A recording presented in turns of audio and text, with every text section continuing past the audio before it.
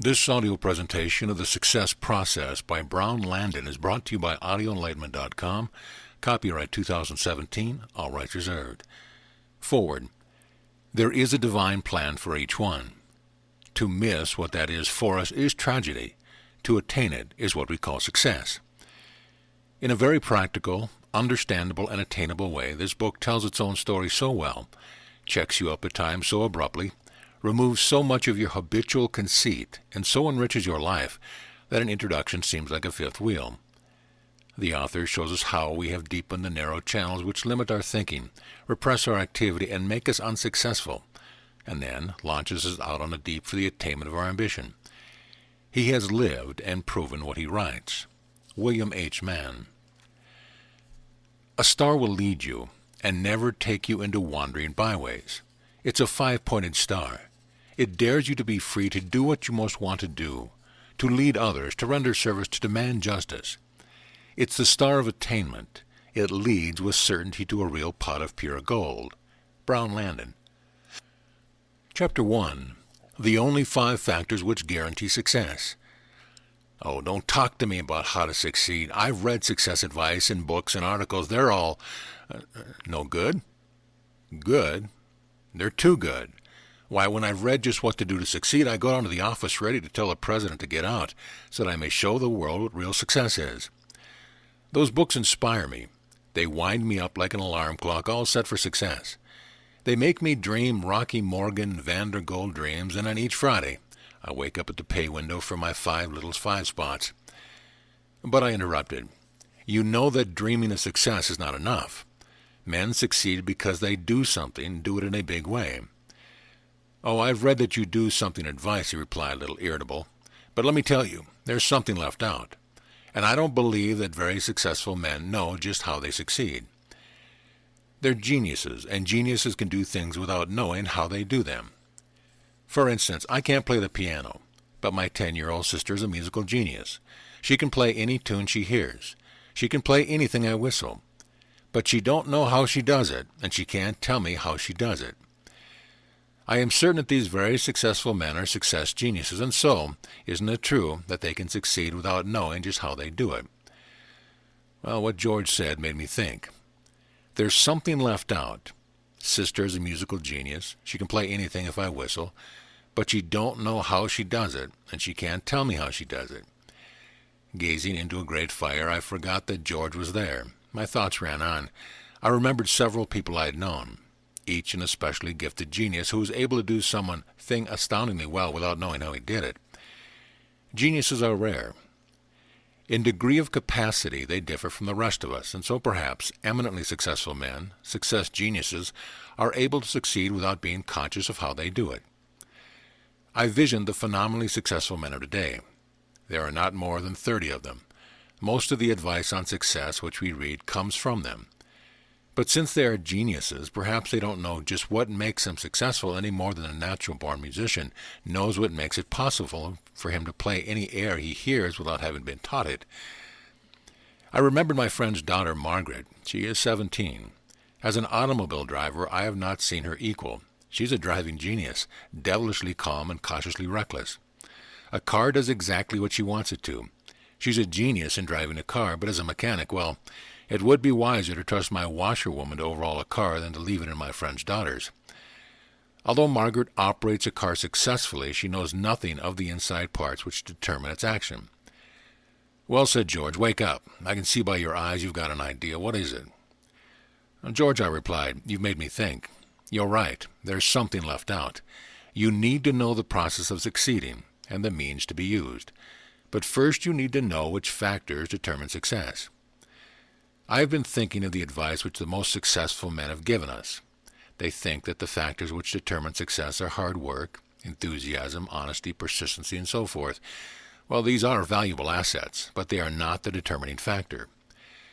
Knowledge, for instance, is a valuable asset, but it does not determine success, for there are thousands of men of knowledge who fail. Being industrious is a valuable asset, but not a determining factor, for thousands of industrious workers fail to become successful men. We must discover the determining factor first. Then we will know the factor which will always ensure success, which will always make success certain.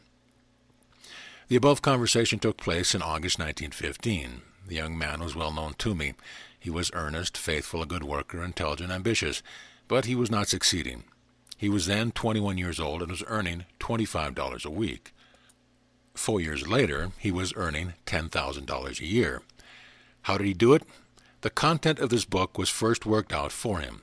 It tells you the factor he employed, the process he followed, and the means he used. First, I collected and classified those factors which eminently successful men considered essential. These I gathered from talks with big men, from personal letters, from printed interviews, and from books. Thus I had before me the ideas of 31 of the big men of our country. Although their ideas differ, yet certain factors are listed by each of these men, and 17 qualities are mentioned more than 20 times. They are health, good appearance, hard work, enthusiasm, industry, persistence, sincerity, earnestness, self-confidence, concentration, determination, honesty, good memory, self-control, tact, patience, and imagination. These qualities are not determinants of success. They do not guarantee success. Of course, they are important. They are valuable assets, but not determining factors. For instance, a man must work hard to succeed, but work hard does not always bring success. Health. I know a man in perfect physical health. He has strong muscles and the strength of 2 ordinary men. His complexion is clean, his skin is ruddy, his eyes are clear. Yet he is a failure. His wife supports him. I know another man who has been in poor health for 20 years. He is an eminently successful man. Health is a valuable asset, but it is not a determining factor of success. Good appearance. I know a man with the bearing of a royal prince, splendid shoulders, pleasing manners, and attractive smile. He looks you directly in the eye. He resides at Sing Sing. Enthusiasm, industry, persistence, sincerity, self-confidence. I know a man who spent a year trying to collect money to publish certain literature to be distributed among the boys in the trenches. He wished to convince the soldiers that they should worship the Lord on Saturday instead of Sunday. He was enthusiastic, persistent, sincere, earnest, and self-confident. He was not a success. Concentration, determination, honesty. There is a certain man who concentrates so intently on his work that he often forgets to eat and sleep. He's determined to win, and he is absolutely honest. He's been working 7 years to invent a shirt which will not wear out, and which need not be washed. His honesty, concentration, and determination have not made him successful. He is in an asylum in Pennsylvania. Memory, self-control, tact, and patience. I know a man who remembers the names of hundreds of people. He never confuses one with another. He has self-control, tact, and infinite patience. He has not succeeded greatly. He is the footman who opens the doors of the limousine of the women who shop at a certain department store. Imagination. I know of a girl who for 10 years ran a machine in a shoe factory. When I once questioned her of what she thought each day during her work, she replied, "Oh, I just start the machine a-going, and then I imagine I'm one of them duchesses I read about in novels." Since many character factors are helpful assets, but not the determining factor, what are the personal factors which make success certain? To succeed greatly, you must 1. Climb up from under the limitations of circumstance and condition, and 2. Do something in such a way that you become a leader in rendering service and securing just compensation for your service. Read that again.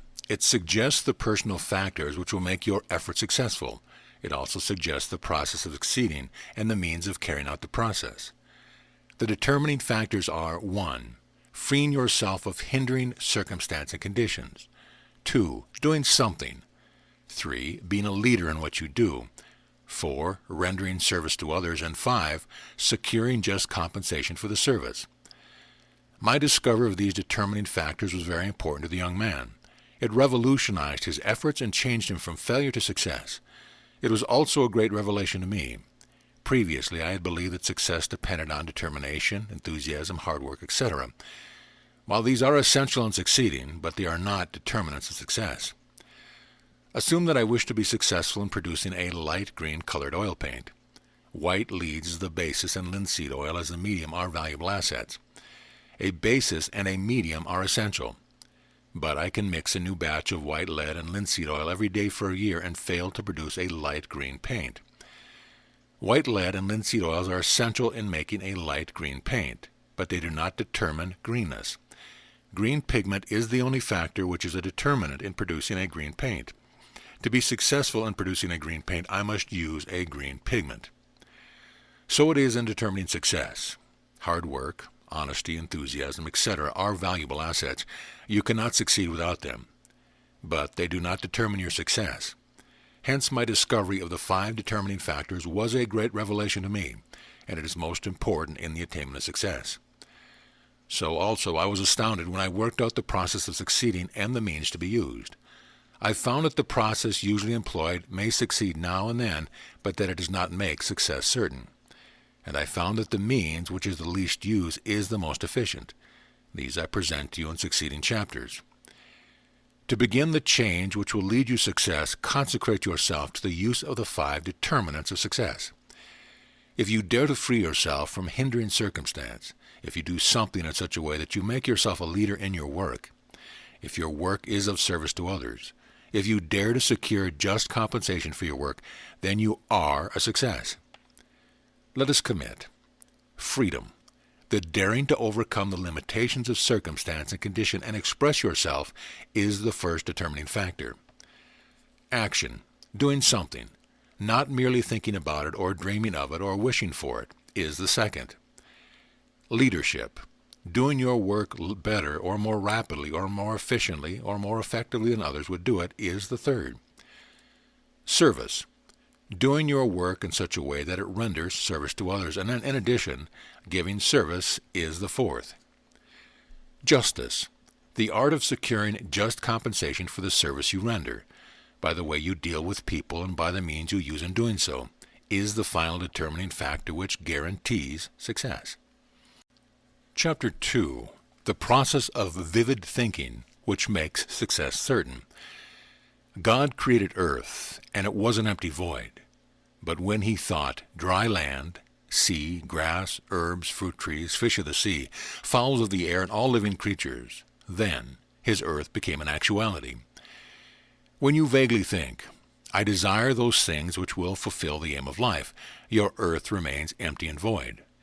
But when you vividly think, I want that little cottage with a pine tree and grass in front, daffodils near the hedge, a little wife to love, a curly-haired youngster to romp with me when I come home, then the divine urge within you compels you to create actuality. Some principles are so simple that we often overlook their significance. For instance, success is lack of failure. Each failure is due to some mistake. Each mistake in action originates in some mistake in thinking. To change from failure to success, it is necessary to develop those processes of thought which prevent mistakes and which lead to success. There is a process of success. It is a dual process. The first step is vivid imagining in thinking. It is the subject of this chapter. The second step is idealized doing. It is the subject of the next chapter. This dual process, vivid imagining and idealized doing, guarantee success. You have often been told that success comes to a man who uses his brain, that is, to the man who thinks. But mere thinking will not prevent him from making mistakes, neither will purposeful thinking, nor well thought-out plans. Thinking in vivid image is the only process which always prevents mistake. Even great experts make mistakes when they fail to think in vivid images. The great Quebec Bridge fell down in the process of construction. All the factors determining its construction had been given careful thought by the great engineers. There had been months of exact figuring and calculation of stress and strain. Certainly, the engineers and constructors did not intend it to collapse, delay their work, injure their reputation as bridge builders, and cause loss of life. Yet it did collapse, and hence someone, evidently many engineers, made some serious mistakes in thinking, overlooking some important factor. Can such mistakes in examining a plan, no matter what it is, be prevented? Can they always be prevented? As you study the failure of the noted engineers who planned the Quebec Bridge and the colossal blunder of the great engineers who planned 2 of the subways of New York City, you will be convinced that the most expert and careful thinking about a plan and the most exact examination of it do not guarantee success nor prevent failure. You will also be convinced that nothing but vivid images can prevent such failures. This study will not mean much to you unless you realize that an idea differs from a mental image, and unless you discriminate between the process of thinking in ideas and that of thinking in vivid images. Your mind is a living consciousness, but you often permit the greater part of its content to die. The content is usually a colony of corpses of images which were once alive. That is the difference between ideas and vivid images. Ideas are the dead corpse of images which were once living and vivid. In his mind, the successful inventive genius forms vivid images of every part of the machine which he is constructing. Before it is made, he mentally sees each part separately, and all parts assembled and working together. After examining a new machine, he is able at any time to reimagine a picture of the machine. He re-sees the image when the physical object is no longer present. That is thinking in vivid images. You look at the same machine, but after leaving it, you are able only to think about it. That is thinking in ideas. Vividness is a quality of mind which makes geniuses, and it can be developed. When you read "The iron is hot," you think of the idea of heat. When you accidentally put your fingertip on the red-hot iron, your mind thinks in vivid images of special heat, because an image is the immediate result of sense impressions. A vivid image is formed by sense impressions. So you can develop vividness in thinking by use of your special senses, by use of all of them. There are more than 5 special senses. There are 12. They are color, sound, smell, taste, balance, motion, direction, heat, cold, weight, tactility, and pressure. Images formed by using only a few senses may lead to mistake. Vivid images formed by use of all the senses are infallible. Success begins by testing every factor of your plan by vivid sense images. That means testing what you plan to do by mental pictures formed by use of all of the senses. If you are testing a thing, use the special senses themselves. If you are testing plans or propositions, use the sense images. But why do vivid images test with more certainty than do ideas? Why is the test more certain than the most careful thinking of engineering experts? Because thought, without vivid imagining, is never complete. If you merely think about a yard, a foot, or an inch, you do not image it exactly. Test yourself. Can you, without a measure, draw a line which is exactly a yard long? Can you do it every time you try and do it? If not, you do not image a yard. The image of a yard is more definite, more concrete, and more exact than is the idea or thought about a yard. This explains the catastrophe of the Quebec Bridge. The engineers were trained to think about yards and pounds, stresses and strains, but they failed to imagine them. The thought about a pound is no more like the image of a pound than the 3 letters CAT are like CAT. Success begins by preventing mistakes in thinking. You can prevent such mistakes by idealizing common sense. Common sense alone is not enough. Common sense is the unified use of certain senses, unified so many times by so many people that such use has become common. Idealized common sense is different. It includes all the sense images which should be included in the vivid images. Mistakes can be prevented only by testing every factor of your plan by vivid images. For example, note how I was taken in when I failed to use all the senses which should have been used. Some time ago I was nosing around in one of the antique shops I know. I ran across a massive silver tray. I know from past experience that all such antique silver trays are solid silver, for in the old days they made no plated ware. Common sense told me that silver tray is a genuine antique because the pattern is old, the form is old, the workmanship appears to be old, and has a stamp of a time long past. The shopman turned the tray this way and that way so that I might see all the things for myself. After examining it carefully, I decided to buy it. I paid for it and had it sent home. I was at home when it arrived. I opened the package myself and lifted the tray out of the box. Then I lifted it again and carried it into the dining room. I was pleased at having discovered this old tray, but already some newly awakened image was beginning to puzzle my mind. Some vague something said that another vague something was not just right. At first the idea was very vague. Then it became clear. Finally I thought, this tray doesn't seem to be as heavy as a solid silver tray of its size should be. I picked it up again. I tested it by my sense of weight. It was not as heavy as a silver tray of that size would have been. In the shop I had not lifted it. I had allowed the shopman to do that. Hence I had not used all the senses I should have used in forming a vivid image of that tray. That I had been taken in was proved to me when I took it to a reliable silversmith who showed me that the tray, although a marvelous imitation, was after all made of lightweight metal thickly plated with silver. In the shop in which I purchased the tray, I had used sight in looking at it. I had used my sense of motion and direction in perceiving its form and size. I had used my sense of sound both in listening to what the shopkeeper said and in listening to the sound produced when the tray was tapped, but I had not used my sense of weight. In purchasing that tray, I was a failure. I failed when examining it because I did not make my image vivid and complete.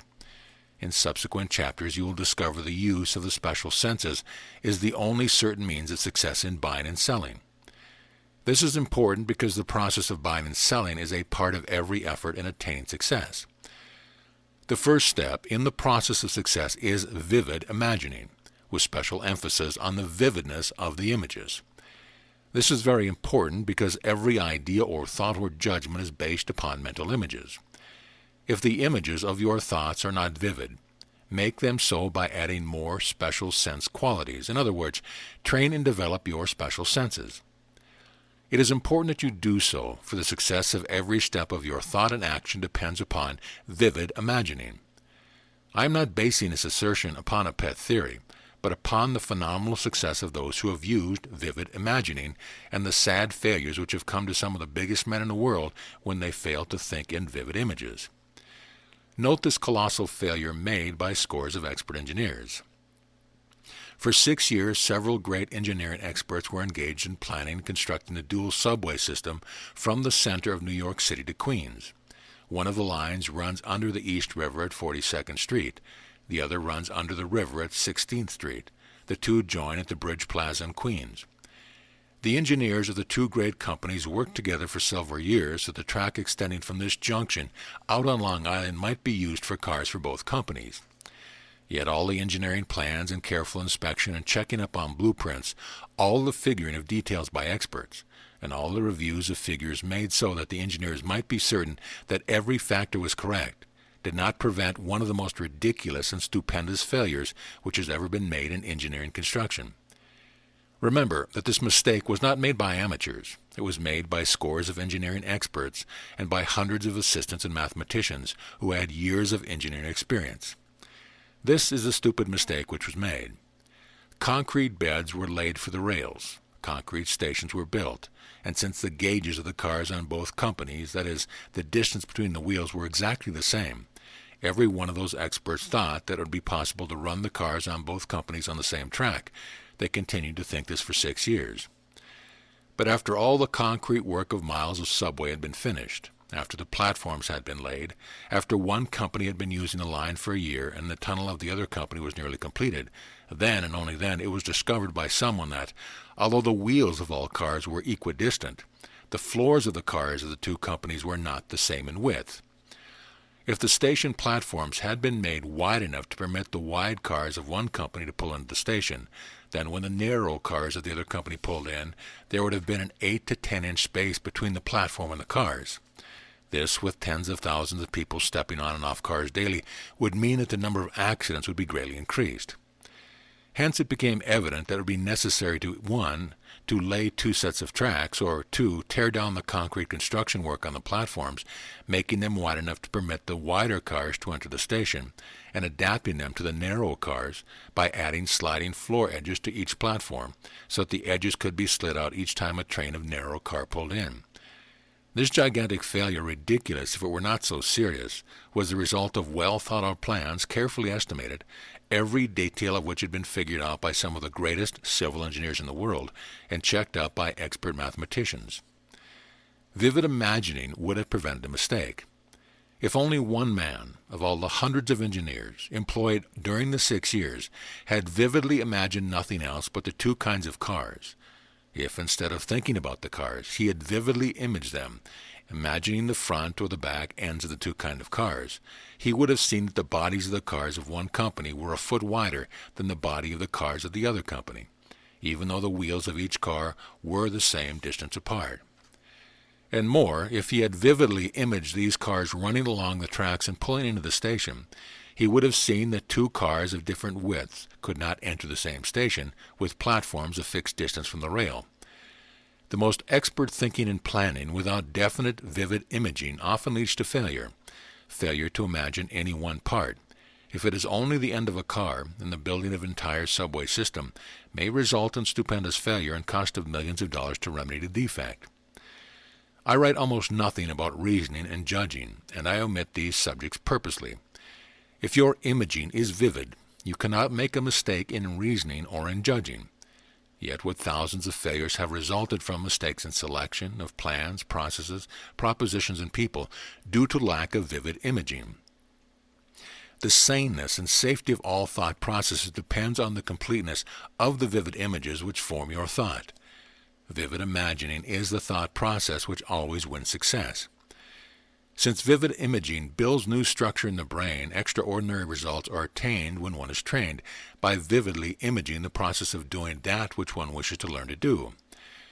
For years I had trouble each time I engaged a new stenographer. If I hired one who had just finished a stenographic school course, I found that she had to learn all over again, although she had been given the best training stenographic schools give. I studied the problem to discover the cause. In stenographic schools, the first work done by the students when learning stenographic character is done by means of the eye. A book is used, and the student studies the character, learning the form of each by seeing it. This embodies the form image of each stenographic line or symbol in the brain's center of sight. Next, the student learns to transcribe these characters by muscle movement of the hand and fingers. But each time the stenographer takes dictation from an employer, she is compelled to perceive that which he dictates by hearing it. She then perceives the sound of the words dictated by use of her ears, not her eyes. Thus, the impression of the sounds of the words are registered in the brain center of hearing, not in the brain center of sight. To secure efficiency, the brain center of hearing should be related to motor brain centers, which move the muscles of the hand and fingers. Of course, in the schools dictation is given during training, but the harm has already been done by teaching the sight form of symbols first instead of the sounds. Now, when I need another stenographer, I pick out a young person who has ability to learn, but who has little or no knowledge of stenography. I blindfold the person and teach him to learn the stenographic characters, first by movement of the hands and fingers, that is, by making the movement necessary to make the symbols. This is made possible by charts of raised symbols, which are raised in the same way as are letters in books for the blind. This first step in learning stenography embodies a vivid image of the form of each symbol in the brain center, which must be used when the stenographer begins to transcribe his transcription. At the time I teach each movement, I repeat the sound of which the character is a symbol. By this method, the brain center of hearing and the brain center of movement are at once related. As a result, stenography is learned in a few hours, an hour a day for a couple of weeks instead of taking months to learn. Moreover, the student is an efficient stenographer as soon as the character are learned in this way. And vivid imagining prevents mistakes in thinking. You made a mistake in buying that suit last month because you thought that the suit possessed certain qualities which it does not possess. You were a failure in making that purchase. You failed, 1, because you thought that suit possessed qualities like the quality you wished to possess, and 2, you thought it possessed those qualities because you failed to think in images vivid enough to know how it differed from what you wished to buy. Men who become great successes make decisions because of differences, not because of likenesses. Do likewise and be successful. It is so easy to perceive likenesses. It is the lowest kind of mind action. It is not complete. It leads to mistakes. It leads to failure because it is due to thinking in ideas instead of vivid images. Qualities of likeness may attract you, but only vivid imaging of differences leads you to decide wisely and prevents mistake.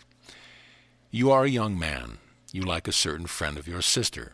She may perhaps be your sweetheart. She is a charming girl, beautiful blue eyes, dark hair, trim of form, and graceful in movement. One day as you come from your office and turn up the street, you see a young lady walking a little ahead of you. She is trim, neatly dressed, her hair is dark. In clothes and form she looks like a friend of your sister. You hasten a step to overtake her. It is the likeness which attracts your attention and the likeness which attracts you. As you hurry to catch up with her, you note how gracefully she walks. Her carriage and movement are like those of your friend. Your heart beats faster. You catch up with her. You lift your hat, flash a smile, and speak. She turns and says, "Lord Almighty, white man, you sure de most darn mash." You made the mistake because you thought of likeness. And certainly your first glimpse of a single difference convinces you that you did make a mistake. In all selling effort, present qualities of likeness to attract and interest and create desire in the minds of others, and then present qualities of difference to convince and close the deal. The vivid imaging process of thought prevents failures by preventing them at the beginning, by preventing mistakes in your thinking. Selection by likeness alone leads to mistakes and brings failure. Vivid images compel your mind to see differences. A few years ago, oil was discovered in California west of the Coast Mountain Range. There the wells were gushing thousands of dollars of oil each day. At the time, a friend of mine visited the desert land east of the mountain range, and in the crevice of a gully accidentally found chunks of earth soaked with oil. It felt and looked like the oil-soaked earth found in the oil region on the other side of the mountain. In his mind, he saw oil gushers in this region like those west of the mountain. In his imagination, he saw himself many times a millionaire, like the men who discovered oil west of the mountain. As several people knew that he was on the trip, he kept his discovery to himself and invested all his saving into that desert land. To secure additional option, he borrowed all he could borrow. All his thought and action was based on recognition of likeness. Then the experts found a difference. It looked like oil, but it was not oil. It felt greasy just as petroleum felt greasy, but it was not petroleum. It was of no commercial value whatever, and he was financially ruined. The use of vivid imaging to perceive differences quickly secures the same results which are secured by long, drawn-out efforts of efficiency experts. A few years ago, I was interested in a hotel property in Paris. It did not pay a good profit, so I spent a few hours in the dining room and kitchen to watch the service of those working there. I had the measurements of kitchen, serving room, and dining room sent to my studio, and there worked out a plan for remodeling those rooms. The changes were made. As a result, the number of those required to do the work was reduced 40%. Instead of 100 people being necessary, 60 people did the work more easily after the remodeling was done. Under the old arrangement, it was necessary for the chefs who did the broiling to take 4 steps in handling each chicken to be broiled. Because of the number of patrons, it was necessary to employ 3 chefs to do the broiling. After the remodeling, things were so arranged that such a chef could easily reach from the ice drawer in which the chickens were kept to the fire without taking a step. As a result, this work was done by 1 man instead of 3. Many an efficiency expert has done work or accomplished results much more remarkable than this little change, but to do this work and be certain of the results, the efficiency expert spends days in watching workers and collecting data. Then he often spends weeks in working out details, estimating distances and time, and calculating kinds of movement. Such men are just as able as I am, probably much more able to do their work. But I have learned to use vivid imagining.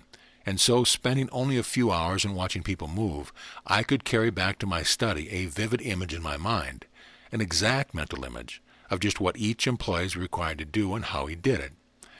I also had a vivid image of my mind of all the useless movements such individuals make. As I sat in my study, I repictured vividly the image of the kitchen, serving room, dining room. I vividly imagined myself doing the work each one of the employees did. This vivid imaging took but a few moments. For when one thinks vividly, mind pictures move with lightning-like rapidity. Dreams are usually vivid, and when dreaming, the mind can picture the experience of years in a few seconds. It is this vivid imagery which brings success quickly. Every great industry which has ever been made successful, every railroad ever built, every invention ever conceived, resulted from vivid imaging. On the one hand, worlds of ideas affirmed and visioned lead only to failure. On the other, every man who has succeeded greatly first vividly imaged and idealized that which he intended to do. Vivid imaging compels you to recognize differences. Men who become great successes make decisions because of differences, not because of likenesses. Think vividly, perceive differences, and succeed. Chapter 3. The doing process which always succeeds. Although you train yourself to do your work well, and plan your work with a purpose, and think of the future and the profit, still you are nothing but an economic machine. So when you wear out, you'll be discarded. But idealize yourself and your work, and you become a creative personality, and your value to others will increase throughout eternity. There is a process of success. It is a dual process. In the preceding chapter, I presented the mental process which prevents mistakes. In this chapter, I present the doing process which also leads to success. A process is the way in which a thing is done. There are 4 different ways: mere doing, doing with a purpose, doing which follows a thought-out plan, and idealized doing, which results from vivid imaging. Any one of the first three ways may result in success, but not one of them is a guarantee to success. In contrast, thinking in vivid images followed by idealized doing always brings success. In mines and stores, factories and offices, there are millions of earnest workers who have learned to do their work well, and then having learned, they drudge and toil but do not succeed. Mere doing never leads to success. Returning from one of my trips to Europe, I found much work to be done. Within 3 hours, I had telephoned an agency to send me 2 stenographers. One brought 4 letters from former employees. She had 17 years' experience, and her recommendation stated that her work was rapid, exact, neat, and that she was dependable. Each letter emphasized that she was a faithful worker, and her name was Anna. I had once thought of her as Faithful Anna. "Well, how much do you wish?" I asked. "Well, with my experience, I couldn't work less than for $13 a week." Of course, I hesitated to employ her, for she had put such a low valuation on her service that it made me doubt her ability. But I needed someone at once, so I took her on trial. She took dictation well and transcribed it correctly, but when I asked her to answer some questions which required only routine replies, she said, "Oh, I wouldn't know what to write." Later, when I outlined a simple subject and asked her to elaborate, she replied, "Oh, I don't know anything at all about that." Yet she had already been taking dictation on that subject for 3 days. And then one day when her typewriter needed a little adjustment and I asked her to fix it instead of waiting for a repairman to come, she replied, "Oh, I wouldn't know how to do it. I don't know a thing about a typewriter." And she was sincere. She didn't. No knowledge of how a typewriter worked, although she had run one for 17 years. Anna, the faithful, was almost 40. She was a faithful machine. She was satisfied merely to continue to do her work well. A machine does that. A machine wears out. So do people who limit their efforts to mere doing. Success is the reward of growth, not of wearing out. Purposeful doing is one step in advance of mere doing. It is stimulated by a desire to improve, and yet it does not guarantee success. One young man who had been in the same shipping office from 1910 to 1914 had been advanced to the head of the department. He had an idea of what to do and how to make good with the boss. He worked with a purpose. His idea was this: if I please the boss, he'll advance me. So with a definite purpose, he schemed and was advanced. But after the beginning of the Great War, there came to his firm the opportunity of greatly increased trade with Europe. He was chosen for important work, but failed to make good and was discharged within 3 months. Having a purpose is not enough for the kind of success you want. The bank robber has a purpose, and he always succeeds sooner or later in being caught. The tramp has a purpose in asking for a handout, and he always succeeds in making himself a useless member of society. Even well-intentioned and purposeful doing often fails. You know that "I've got an idea man." He is enthusiastic and will work with a purpose first on one idea and then on another, but it is always someone else who makes a success of his idea. Purposeful doing is based upon an idea or a desire, but it usually fails because it lacks an ideal. As the man with a purpose often fails, so also many a young man, intelligent, enthusiastic, hard-working, and earnest, starts in business for himself and fails, even after he has planned and thought out his entire problem. When he begins, he sees success within 2 or 3 years at the most, but in 6 months the sheriff may close him up as a failure. Even planned doing based upon ideas, desires, and thought-out process fails unless the process is idealized. Idealizing the process is more than merely thinking about the process. Thinking of how to do things has gone on since the world began. Everyone who has earnestly tried to succeed and who has failed has thought out what he wanted to do and how to do it. Such failures have been caused by lack of idealizing the process. The process itself must be idealized as well as the result one wishes to attain. It is such an idealized process which makes success certain. The meaning of the word ideal is not limited to moral or spiritual concepts of life. You can form an ideal of a table, of a home, of a bank account, or of the way of doing a thing. An ideal is a mental image of an object, condition, or process which is conceived to be complete. An idea differs from an ideal. When you have an idea of something, it is an idea because it is not complete. It does not include all the factors which should be included. An ideal, however, is complete. It includes all the essential factors. And since all mental factors are realized only by the use of vivid images of all the senses, an ideal is the result of vivid imaging. An ideal is a completed mental standard of that which you wish to become real. To idealize is to make an idea so complete that you will desire to exert effort to make it a reality. Idealization is the act of completing an idea in this way. Idealized doing embraces idealizing the end you desire to attain and idealizing the process of obtaining it. Idealizing the process always succeeds. It is a guarantee of success. Yet many a person who has formed a definite ideal of what he wants to do or be fails. Why? Why do such people fail to attain to their ideals? Well, the answer is clear. Such people idealize the end they wish to attain, but they fail to idealize the process of doing what is necessary to attain to the end desired. I remember two educators. They did not know each other, but I knew both of them from the time they were boys. One was Jim, the other Charles. Both were determined to become college presidents. The ideal each wished to attain was definite. Jim's aim was ideal. The standard he set for himself was a college presidency. Charles' aim was definite, but he limited by a material restriction as to the position he desired and failed to idealize the process of attaining it. Charles was determined to become the president of the college in his hometown. His ideal was limited materially to becoming the one particular president of one particular college in one particular town.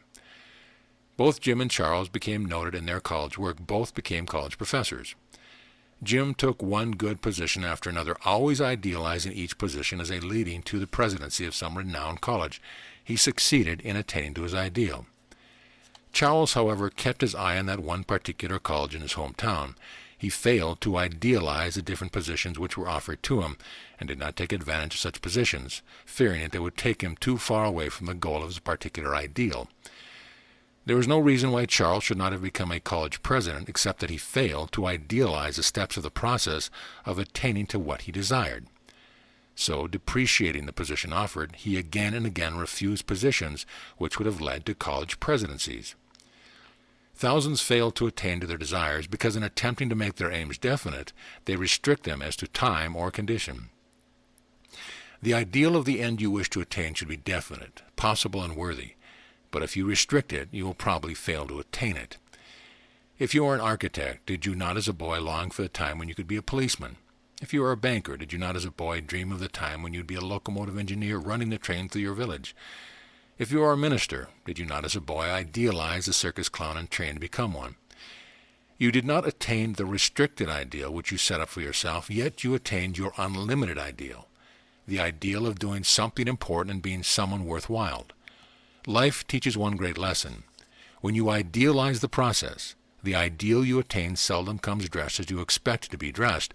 It is always better and greater. Do not limit your ideal. The impossible of yesterday is the commonplace of today. The impossible of today will be the usual of tomorrow. There is but one limit to that which is possible. It is the limit of the means to be used. Possibilities are never limited by the nature of the problem.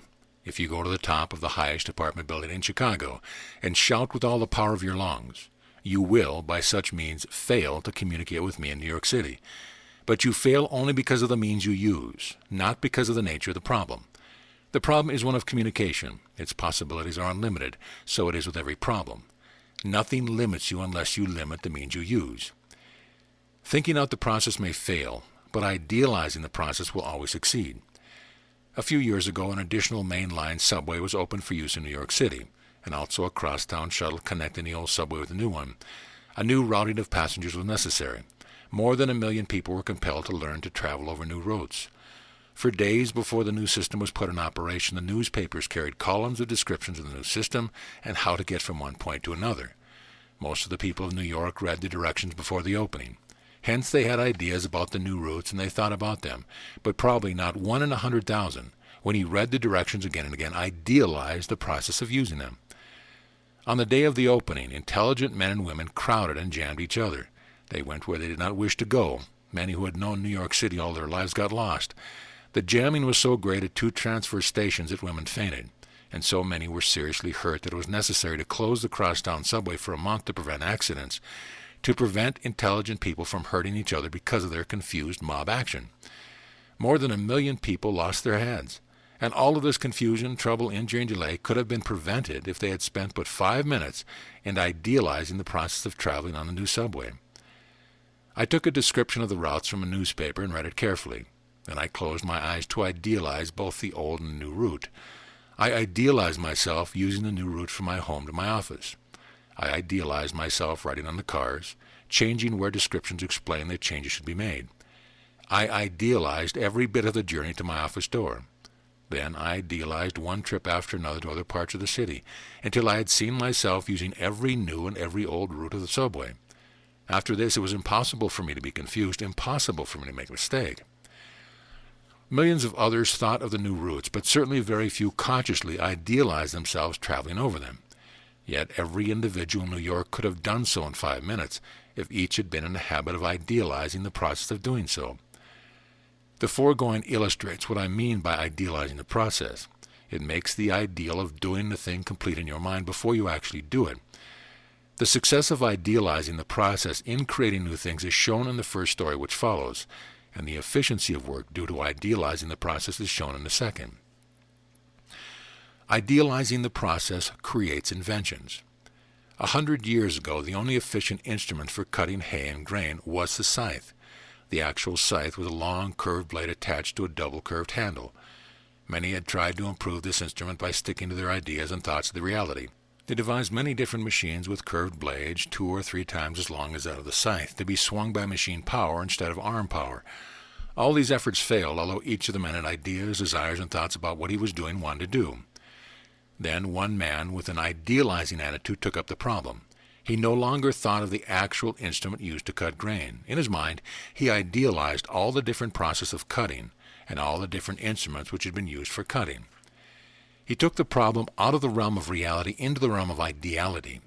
In his mind, he took all kinds of cutting instruments apart, mentally destroyed their identity as actual machines. Instead of thinking machines, he idealized the process of cutting. When idealizing the process, he found that the scythe would not do it all as the basis of a mowing machine, but that a sliding series of shear blades would work. His invention was successful. This is more than imagination, visualization, and realization. Others had imagined and visualized the machines they wished to invent. The man who succeeded in inventing the mowing machine succeeded because he idealized the process of cutting. Although there are scores of ways by which your mind relates images of what to do and how to do it, there is only one way which guarantees success and efficiency. Vivid imaging is the basis of efficient action. Immediately following a cyclone in one of the cities of South America, physicians were called here and there to attend to the injured. So far as I know, all but one responded immediately to the first call. This one, even though people were running to his office begging him to go at once to his injured person, or that one, even though other people over his telephone were beseeching him to come to this or that section of town, did not leave his office until he had idealized the functional relation of all things, conditions, effects, and places, which should or might be connected with what would be done. First, he vividly imaged all the different kinds of injuries reported to him, and in addition, all the possible injuries he might be called to treat. Second, he vividly imagined all the medicines, antiseptics, instruments, etc., which would be required or which might be required. He also imagined his own supply and the surplus to be obtained at the drugstore. Third, he vividly imaged what should be done to aid the rapid recovery of those injured. The wisdom of wrapping each in a warm blanket immediately after first aid is protection from the afterchill of the storm. Fourth, he vividly imaged the place of which the most seriously injured were reported to be, imaged himself going from one place to the next by the shortest route, and then he repeated the process, imaging in order the places of which the less seriously injured were reported to be. Then he began action. 1. He scribbled a list of certain materials he would need. 2. He ordered his assistant to get such materials at the drugstore at the next corner, and to stand at the curb so that he might grab them from her hands when he would start out. 3. He telephoned a department store a block beyond the drugstore, ordering a clerk to stand in front of the store with 50 blankets. 4. He selected from his operating room every instrument which might be necessary. 5. He ran to his car, drove to the drugstore, to the department store, and on his way to the injured. As a physician, he was no better than many other physicians in the city, but the records show that during the 4 hours following the cyclone, he attended more than twice as many cases as any other physician in the city, and not one of those whom he attended suffered subsequently because of chills. This 100% increase of cases attended and his 100% efficiency in preventing subsequent collapse was the result of the 5 minutes he spent in idealizing the process of functional relationship of every factor of his plan before beginning to carry it out. He did this in less than 5 minutes because it had been his practice for years to idealize the process of doing things. Your ideal of the end you desire to attain is the star to which you should hitch your wagon of attainment, but very much depends upon the way in which you do the hitching. Idealized doing always succeeds. Chapter 4. The only 3 means which you can use. Do you use a grammar text to teach a child arithmetic or deliver an oration to propel a steamship? Why then do you ridiculously misuse the means which God has given you? Since efforts to succeed are related to others, your success depends largely on the means which you use in dealing with others. To succeed, you must persuade and convince others to buy the things you make or create, to desire your work, to respond to your leadership, or to accept your presentation of principles, plans, propositions, policies, and ideals. What you communicate to others of your motives, ideas, desires, and ideals determines the concept of your personality in the mind of others. That something of your personality which others perceive is the composite of that which you communicate. There is a difference between what you express and what you communicate. A Chinaman may express his ideas by the hour, but if he talks in Chinese, his words will fail to communicate his ideas to me. In creating a concept of yourself in the mind of others, there are only 3 means which you can use. These 3 means are words, tones, and actions. These are the only means you can use to communicate your motives, feelings, ideas, desires, thoughts, or ideals to them. No matter how great a brain you have, how keen and comprehensive your mind, how sympathetic your heart, if you are completely paralyzed so that you can neither speak nor move, you have no more personality than a wax image. Perhaps you think that there are other means of communication. Perhaps you think, I can perceive something of the nature of the soul of the man by his eye, even though he does not utter a word or make a sound or move a single muscle. To such a thought I answer, you are mistaken. You cannot see such soul attributes in a glass eye. What we call expression in the eye is the action of the teeny muscle fibers which round or flatten the lens of the eye. Without the movement of these teeny eye muscles, the human eye cannot gleam or twinkle or harden or soften, and has no more life than the eye of a dead fish. All communication is by word, tone, or action. Not even thought transference can take place without brain and mind action. Of course, communication by action is not limited solely to movement. There is the action of the senses and postures, which is the result of action. No matter what phase of communication you consider, you find that there are only 3 means: words, tone, and action. Failure to use any one or more of these means with discrimination often arouses a mistaken idea in the other person's mind. When one of these means conveys one idea and another means conveys a different impression, you contradict yourself and fail because you unintentionally destroy the other person's faith in you. More and more we are coming to understand the unity of all things. We are coming to understand that after making a thing, lack of success is often due to failure to market it. No matter how well you make a thing, you cannot make a success of your work unless it is sold. If as a tailor your suits are not sold, if as an author your writings are not published, then you fail. Many a person is a failure because he does not know how to use the 3 means of communication effectively in persuading and convincing others to accept his word and render him just compensation. Tone are more important than words. No young man can succeed in convincing a girl that he loves her by sitting across the room 20 feet from her and shouting, "I love you," in the high-pitched tones of a campaign orator. Many a person fails to secure a raise in salary because at the time he is requesting a raise by the use of words. His tones and actions tell his employer that the applicant is afraid he will not receive the raise requested. You have heard one woman, you know the kind, compliment another. Her words are complimentary, but one little spiteful inflection of her tone tells you that the compliment is insincere. The woman may talk for 10 minutes, 600 seconds, and the spiteful inflection of her tone may last but 1 second. Yet you believe the 1 unit of tone and discredit the 600 units of words. Action is more effective than words and tones. Also, a man may compliment you for 10 minutes in pleasing words, spoken in most agreeable tone, but 1 tiny sneer of the upper lip will belie all the complimentary ideas expressed by his words and all the agreeable feelings aroused by his pleasing tone. The little sneer is action. It may last but 1 second. Yet action is so much more effective than words and tones that you discredit the 600 units of words and the 600 units of tone and depend upon the 1 unit of action. Is it any wonder that so many people fail when they try mainly by means of words to communicate that which they wish to communicate to others? Remember that leadership is one of the factors which determine success. It is one of the factors which guarantees it. Remember also that your success depends upon dealing effectively with other people. In doing so, you can use but 3 means: words, tones, actions. If you have been attempting to succeed by major use of words, you have failed again and again, for words are less effective than tone, and tone are less effective than action. Use words to express your ideas. Use tones to express your feelings. Use only action to express motives. Then you will not be misunderstood, and you will be understood.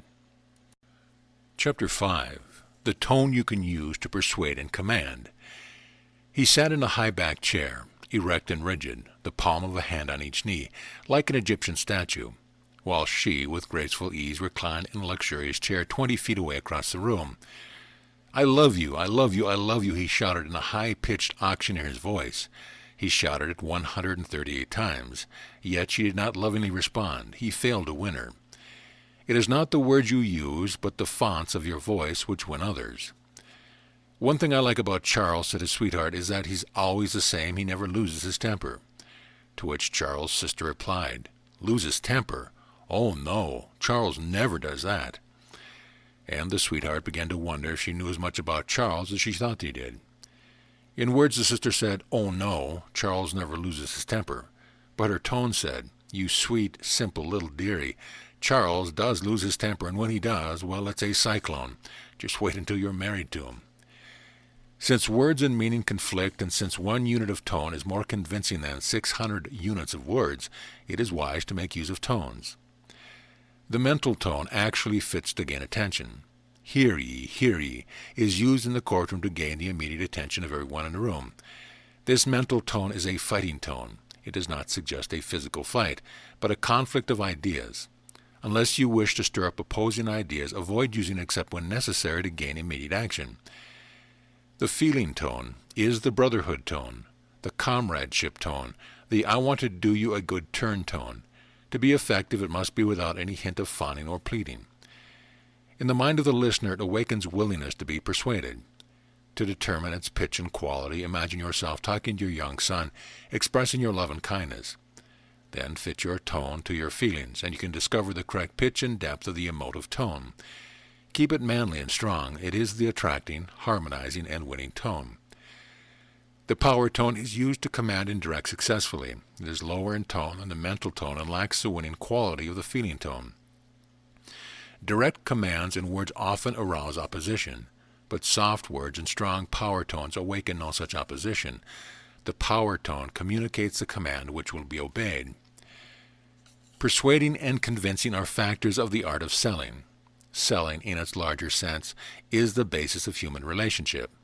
For whenever 2 human beings converse, one sells the other something. It may be a thing, it may be an idea, it may be an ideal, or a personal impression. If successful in selling, you lead the other person's mind to see and feel and desire as you do. To do this, you first win by attraction, and then impel by conviction. Choose your tones wisely. Woe to you if you attempt by a mental tone to persuade a woman. Why then try to use such a tone to persuade a man to buy? Yet you are in the habit of doing so. For when you go to another person with a proposition about which you have been thinking, it is natural to use a mental tone because your mind is centered upon the things of your proposition. To win, first think less of your ideas and more of the man-to-man relationship you wish to establish between the other man and yourself. Use the feeling tone for this. Then use the power tone to impel a decision. The experienced salesman has learned by many failures not to depend upon the mental tone. Instead, he uses a brotherly tone in talking to his prospect. He talks as a brother who wishes to act as a benefactor and who wishes to render a service. The mental tone should be used only in gaining the attention of the mind of another person when you present information or explain. The emotive or feeling tone should be used to convey to the buyer's mind a true consciousness of your honor, of your kindness, of your courtesy, of your desire to serve. It should always be used to win and to persuade. The power tone should be used in commanding. It always suggests your solidity, your capacity, and your right to direct others. Chapter 6. How to use action instead of words to impress others. He was a tall man and well built. His knees sagged, his shoulders drooped, his arms hung loosely, his hands flopped as he shuffled along. His lower jaw sagged, his mouth was weak and habitually hung half-opened. And he said, "I'm the kind of man who knows what he wants and always gets it." I did not believe him. Words are nothing when actions belie them. If in response to your call a messenger boy comes to your office 30 minutes after the time he ought to have arrived, if he lazily shuffles into the office, leans against the wall with body out of poise, knees loose-jointed, you know that he's not the kind of boy who will hurry to deliver your message, even if in words he faithfully promises to do so. It is the old principle, action speaks louder than words, yes, 1,000 times louder.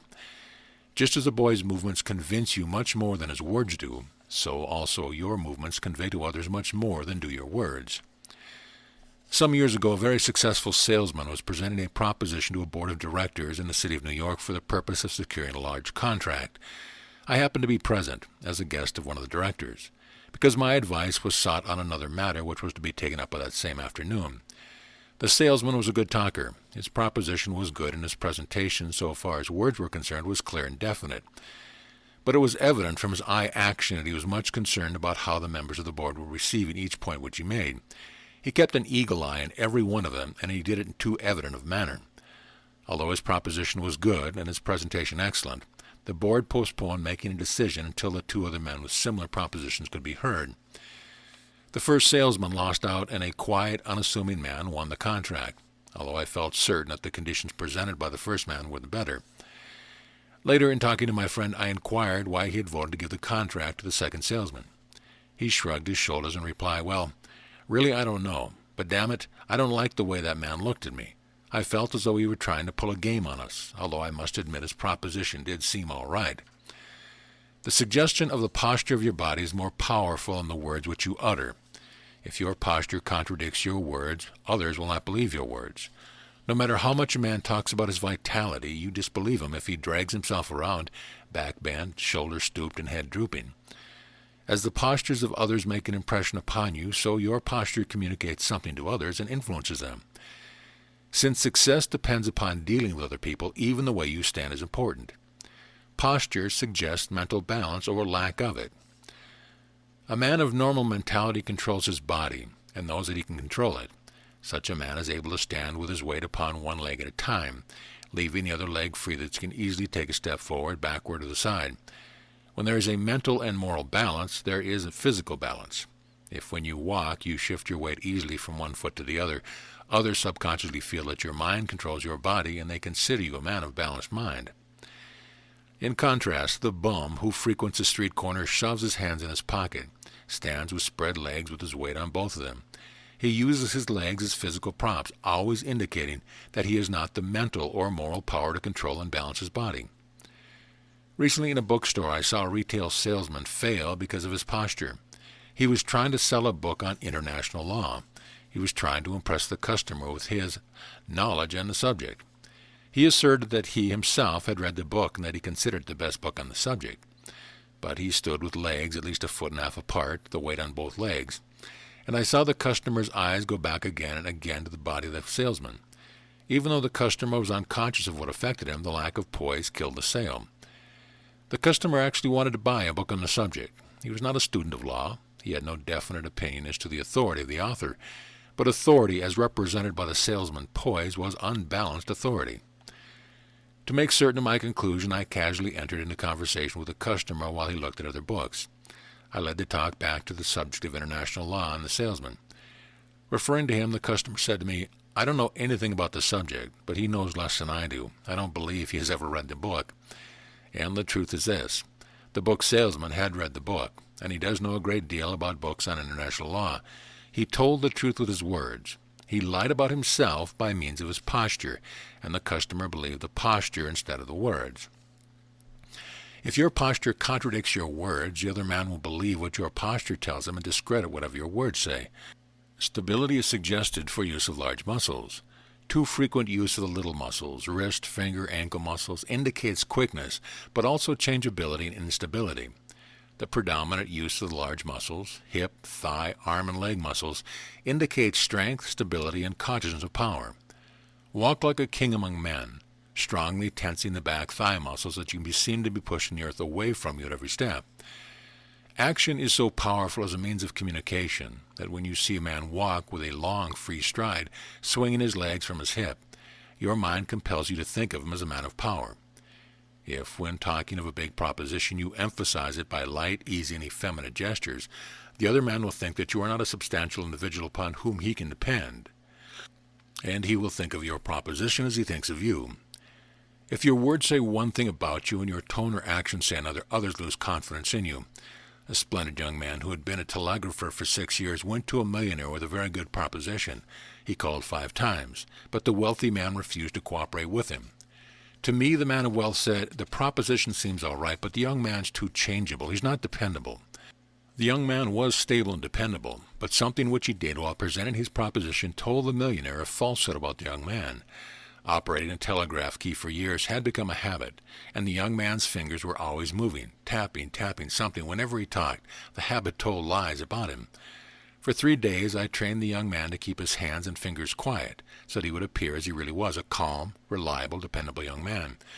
Then he again called on the millionaire, and the deal was closed within an hour, because his words, his tones, and his actions had been harmonized. All told the same truth about him, and the wealthy man became confident of his capacity and dependability. Your success depends on handling other people.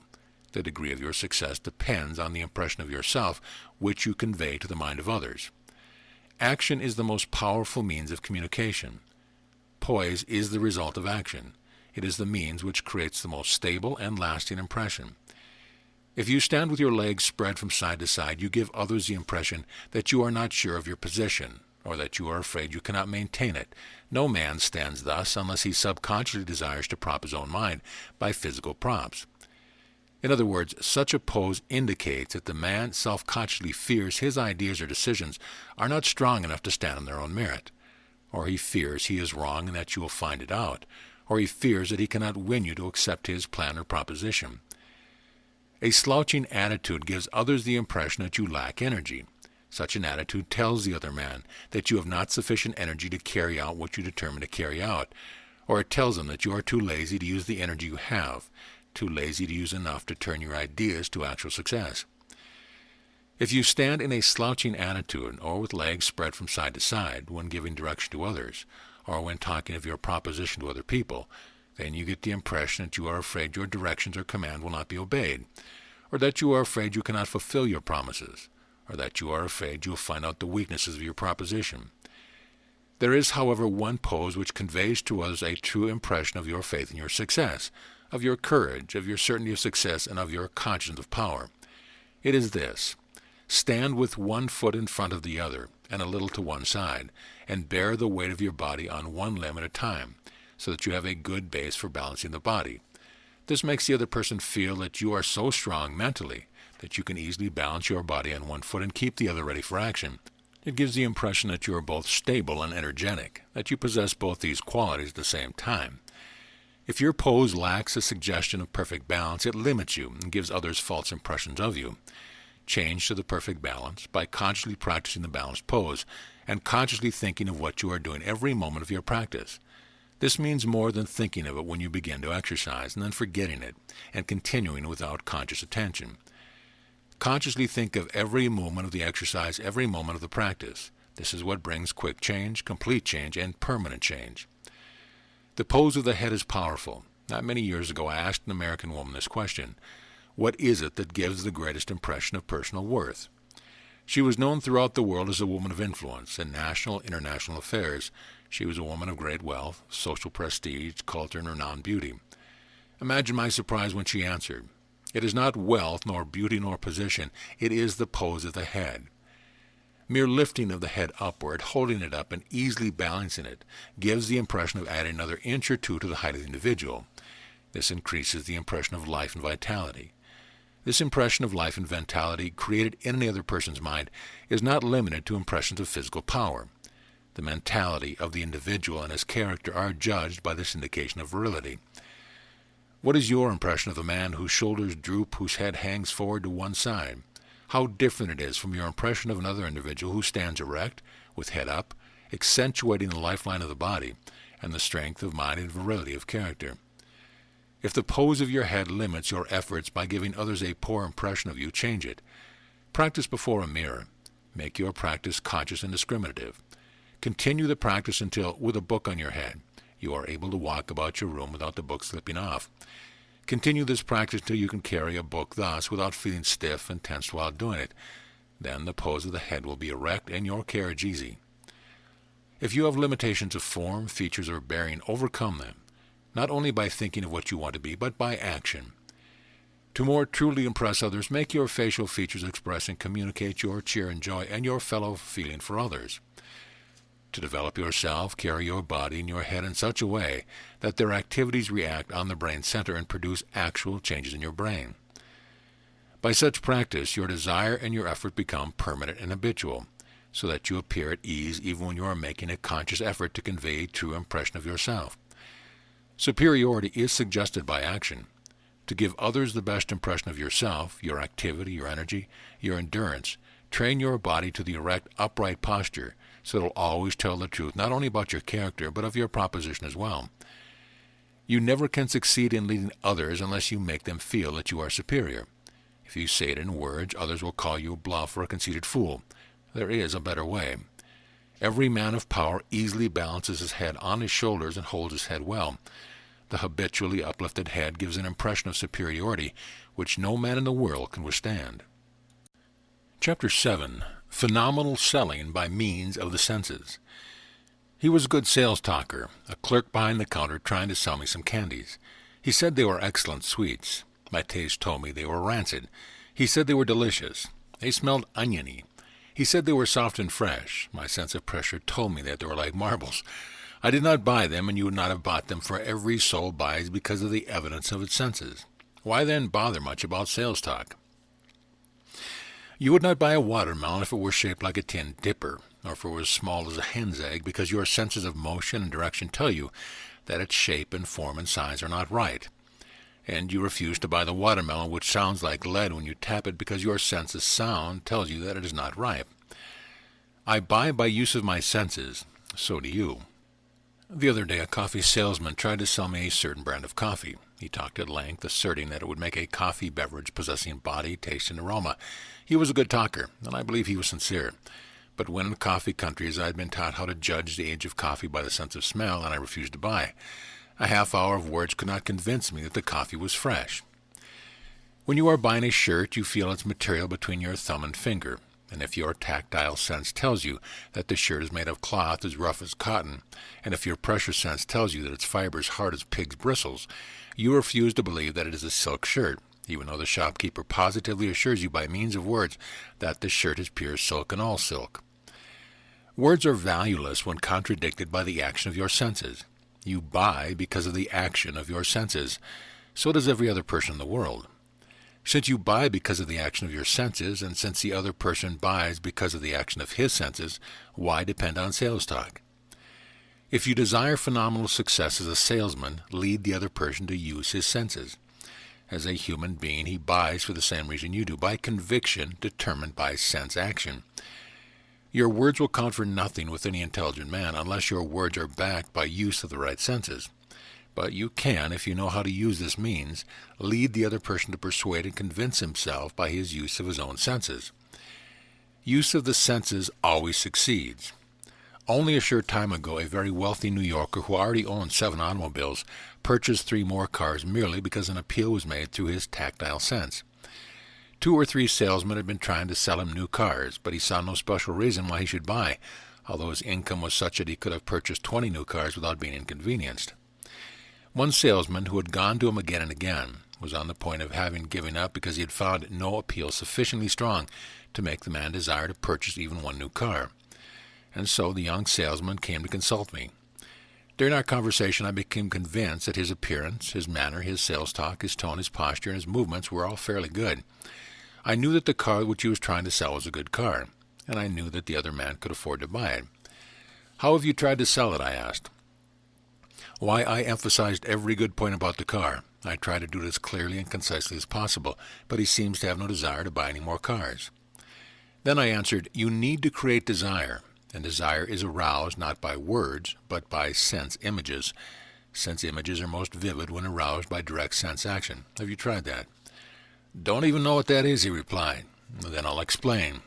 Find out if possible to which one of the man's senses you should appeal. Can't you remember anything about the man which will give you a clue?" The young man did remember something, although he had considered it mere nervousness. The man's hands and fingers were continually active, feeling his stationery as though testing the quality and the finish of the paper, running the tips of his forefingers over the leather binding of his books, the carving of his Florentine desk, etc. The old man's hobby was the collection of rare books, especially leather-bound books, because of the feel of them. Now, let me tell you how the 3 cars were sold in 13 minutes. For 2 days later, the young man called upon the man and sold him not 1, but 3 cars. He made use of the tactile sense. During those 2 intervening days, the young man had been busy. First, he cleaned and polished the rear axle of the kind used in the car which he was trying to sell. Then, obtaining another audience, he astonished both the gentleman and the gentleman's secretary by bringing in the rear axle of an automobile. It was of the finest steel, perfectly finished and highly polished. He asked the man to run his fingertips over it to feel its perfect smoothness. The prospect hesitated and then did so. A light came into his eyes. He had never before felt anything so smooth. Lovingly, his fingertips again and again ran up and down the axle. Then the salesman placed the axle to one side within sight, but out of reach, and explained to the man that a car with an axle so finely made must necessarily run more perfectly than cars with parts not so well finished. In 13 minutes the deal was closed for 3 new machines. Think it over. Action is more effective than tone. Tones are more powerful than words. Words are the least important and the least effective. Why depend on sales talk where all usually tiresome to the prospect when it is easy to sell by interesting action of the senses? Of course, use all means, words, tones, plus action of senses, plus posture, plus movement. A sales talk often fails. A short time ago in a Chicago store, I witnessed a salesman attempting to sell a gas range to a housewife. I stood and watched and listened. The salesman emphasized 2 facts about the heating of the range. First, the oven could be made very hot by burning only little gas, and second, the range was so constructed that very little heat was radiated into the room. A range was on demonstration, the gas was lighted, and the oven was hot. The woman was interested, there was no doubt about that, but the salesman could not lead her to make a decision to buy any particular range. It seemed that she wanted to one on demonstration. It seemed evident that she had the means of paying for it, but she could not be brought to make a decision. After some time, the first salesman held a whispered conference with the floor manager for a moment. The manager sent another salesman to the woman. He went over the whole matter again, talking and telling her of the good points of the range just what the first salesman had done, yet she made no decision to buy. I listened also to what other salesmen on the floor were saying. They considered her a hopeless prospect. She had been in the store nearly 2 hours and a half, and she had been there several times during the preceding week. I knew the words about heat are not hot, and since I was engaged by the company then in conference, I took the liberty of speaking to the floor manager. Putting aside my coat and hat, I went up to the woman as though I were one of the retail salesmen on the floor. I used heat instead of words to convince her. I had noted her hands and appearance, and consequently I knew she did her own work. I also knew that the range on demonstration was the best range on the market for the price. I knew that it would give her good service, and I felt certain that she could afford to buy it. Certainly the salesmen who had tried to sell to her and who had failed in the attempt were in many respects better salesmen than I. But the fact that I knew that action, including action of the senses and movement, was much more effective than words and gave me an advantage.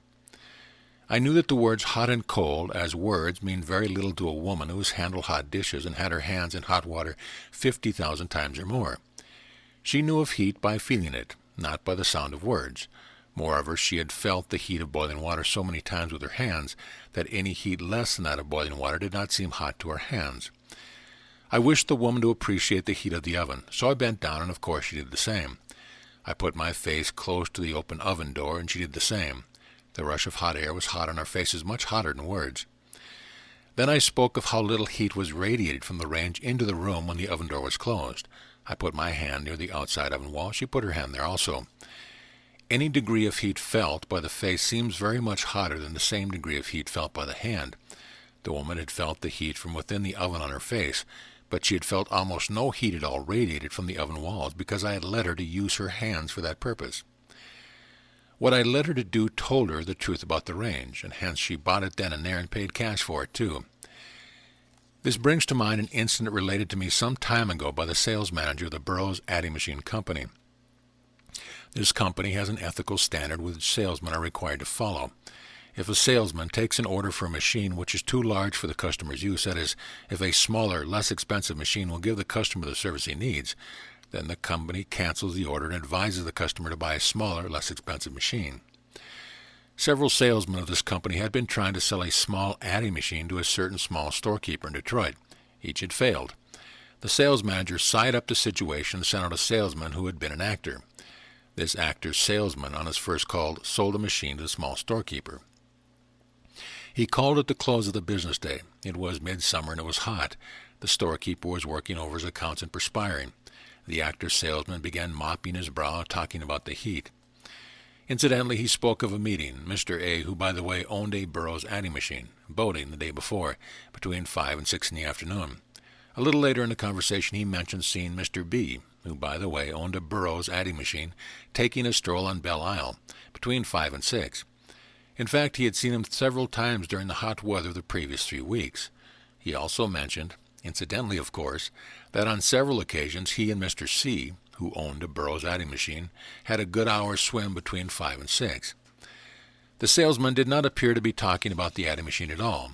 He seemed to be rehearsing the pleasures he was having in Detroit, those sweltering hot days with men who owned Burroughs adding machines, and who, this however, was never mentioned in words, had spare time late each afternoon to take an hour or two off.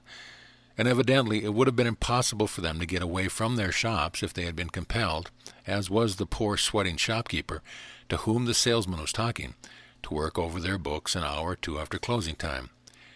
He created in the mind of the little storekeeper the image of satisfaction, the pleasure of taking a walk on Belle Isle, or taking a row on the river or a cool swim each afternoon.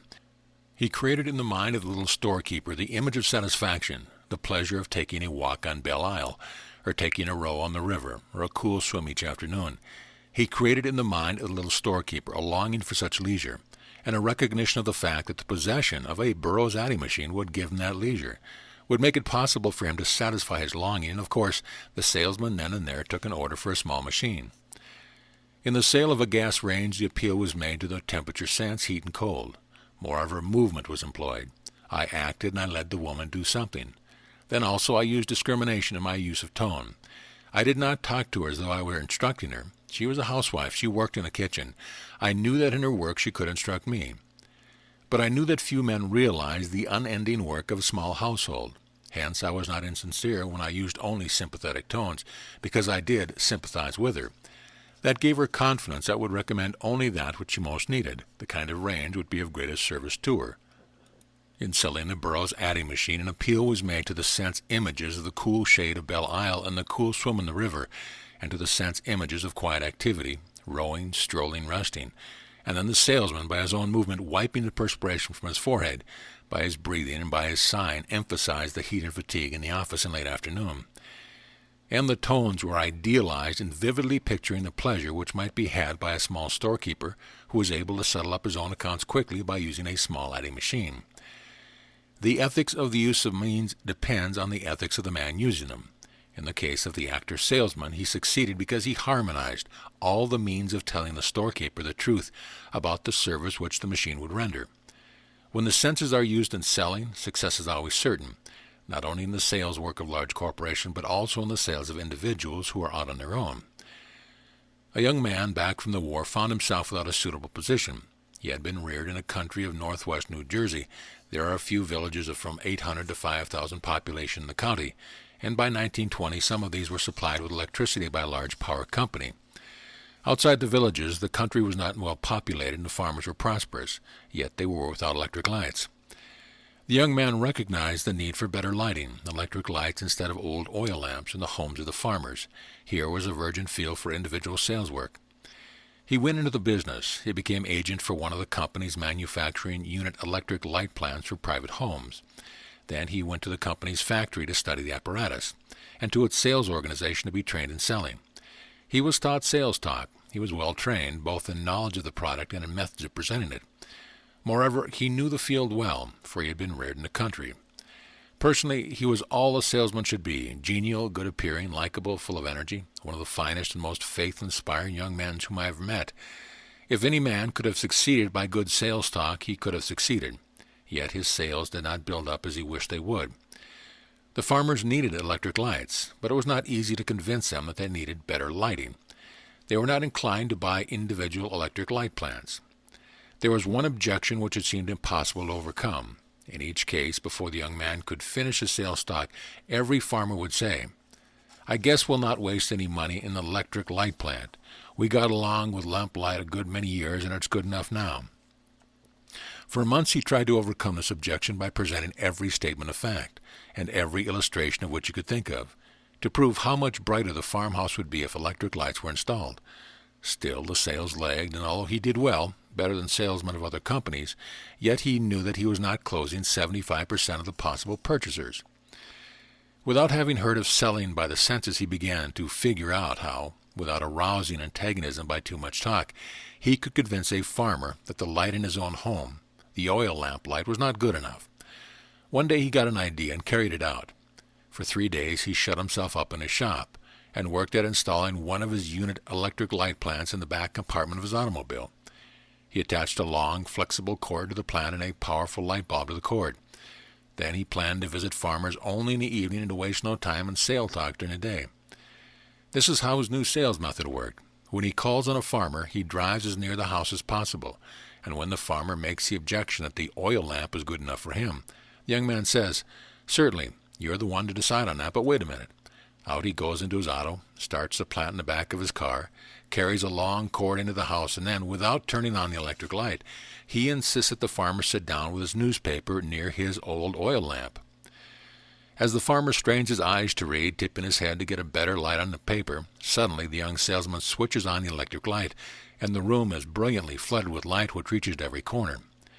When the farmer, in one instant, finds the light in his living room change from the dull, red, shadowy light of an oil lamp to the glowing white brilliancy of the electric lamp, his ideas change his ideas of his needs.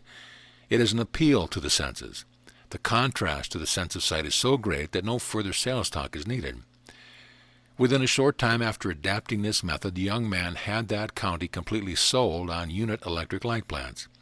Moreover, since he had never antagonized by talking too much, he won such goodwill that the county became his field and all other companies practically withdrew. During the past year, all the unit electric light plants sold in that county, with the exception of 2, were sold by a young man.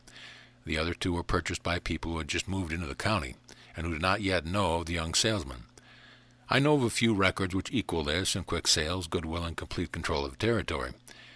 To quadruple your sales, cut down your sales talk 97%, and divine means which makes it necessary for the prospect to use his special senses. Chapter 8. How to overcome circumstance which hinder you. Yes, it is true that opportunity comes only once to your door, but since it comes at birth and stays throughout life, you can grasp its hand at any moment and bid it enter. When there is a train wreck, the engineers of trains which are scheduled to follow the train which has been wrecked act wisely. They do not close their eyes and assert that there is no wreck. Neither do they attempt to plow through the pile of wreckage. Instead, they switch their trains to other tracks and even use other railway lines while wrecking crews are at work clearing away the wreckage. Be wise. First, do not deny the existence of things that seem to hinder and oppose you, for, of course, there are circumstances which hinder your success and conditions which oppose your advancement. Second, do not attempt to plow through circumstance and conditions. Instead, overcome them, that is, come over them into success. The word circumstance means that which encircles, or that which stands around. Circumstances are always secondary factors. In themselves, they are never an essential part of yourself, or your work, or your surrounding. They are conditions which stand around somewhere near you. Hence, you can always find a way of switching around them. Moreover, you can build your own switch tracks whenever and wherever you please. You can do this instantly. The switching of a plan or act depends upon a change of thought. Man can think 1,000 ideas an hour and establish 100 switching tracks in a minute. So do not deny that hindrances exist, but recognize that they cannot prevent you from securing that which you want. Why should you let circumstance hinder you? Who created them? God or man? Who maintains and continues them, God or man? Circumstances are of two kinds, those which are helpful and those which hinder. All helpful circumstances are created by God, and every circumstance which seems to hinder you in any effort is created by man himself. Since all hindering circumstances are man-made, they can be overcome by man. Hence there is a sane and sensible basis for hope. It is the first step in overcoming. It inspires you to go forward. It saves you from depression and discouragement. It makes you persist in finding a way of switching around hindering circumstance and lifts you up to overcome them. Cheerfulness will not kill worry. Optimism will not kill pessimism. Enthusiasm will not kill indifference unless sired by hope. Hope comes from within and is yours of demand. It kills your fear thought, inspires your forethought, and impels you to action. Since all circumstances which oppose your success are man-created, they can be overcome by man, and those which hinder you can be overcome by you. If you think financial circumstance hinder your success, go after what you lack and get it. If you think that you are hindered by no credit and no financial backing, find out what they are and get them. The word credit means faith. Credit is the faith of man in men. Faith is the basis of all business and of all success. No transaction today is carried on without it. You do not buy a 20-cent railroad ticket without having faith that the train will take you to your destination called for by the ticket. You do not leave an order at the grocer's without having faith that the grocer will deliver the goods. Credit is faith. Credit in the business world is man's faith in his fellow man. Your credit depends upon the faith of men in you, and this in turn depends on your faith in yourself. The late Mr. Morgan testified on the witness stand that he had loaned millions of dollars on faith alone to men of character and faith who believed in themselves and in their proposition, even though they did not have one penny of security. One day he loaned $1 million to a man whom he had never seen before and of whom he had previously known nothing. He loaned that $1 million on faith, on the man's faith in himself. As lack of credit is due to the lack of true faith, so lack of financial backing is due to lack of a concrete plan. There is a difference. Credit is a spiritual attitude. Financial backing is a material condition. That is the reason a concrete plan is necessary in securing financial backing. An idea is not sufficient. Insane men have plenty of ideas. If you have a good idea, work out a concrete plan on how to carry it out. If you do not do so, it shows that you lack the ability to do so or lack the desire to make the effort to do so. In either case, you should not be given financial backing. But if you do work out a sane plan of using your idea, have faith in yourself and dare, then there is money to back you. A story recently published in one of our national magazines is worth a summary here. A soap salesman, leaving his position in the East because of ill health, traveled across the continent with his family in a small van drawn by mules. They traveled in this unusual way because he did not have the money to move his family in the usual way, and because he wished several months of outdoor life to regain his health. When he reached the Pacific coast, his cash was reduced to $11. While connected with the company in the East, he had taken trade away from a certain Western company. So on arrival, he called on the Western manufacturer. To this manufacturer, he outlined a detailed plan of how he, the former salesman of the East, could win the soap trade of the West for the Western Soap Company. But the manufacturer failed to take up the salesman's proposition because the manufacturer lacked vision. He judged the salesman's proposition by the condition of his clothes, which were shabby because of his long mule trip across the continent. Turned down by this one manufacturer, the soap salesman did not despair. He decided that he needed credit to buy clothes to improve his appearance before presenting his proposition to another manufacturer. He went to a bank. His cashier had previously known nothing of the man, but the salesman told his story and why his proposition had just been turned down. The man's faith in himself and his well-worked-out plan warned confidence. The bank accepted his note, and he left the bank with $300 in his pocket. Later, when he wished to finance his own soap company, he gathered up his literature and credentials and called on the president of another trust company of the town. He saw the president, did not like his looks, and went away without making known his errand. The third banker he felt he could trust. To this man he told his complete plan. With soybean oil, I can undersell any soap that is made. The president believed him, and the bank gave him a line of credit that he needed. Hundreds of thousands of men ask for financial backing every day of a year and fail to get it. This soap salesman succeeded because A, he presented concrete plans instead of good ideas, and B, he won the confidence of others by his daring in presenting his plans, and C, he had the courage to present them because of his faith in himself.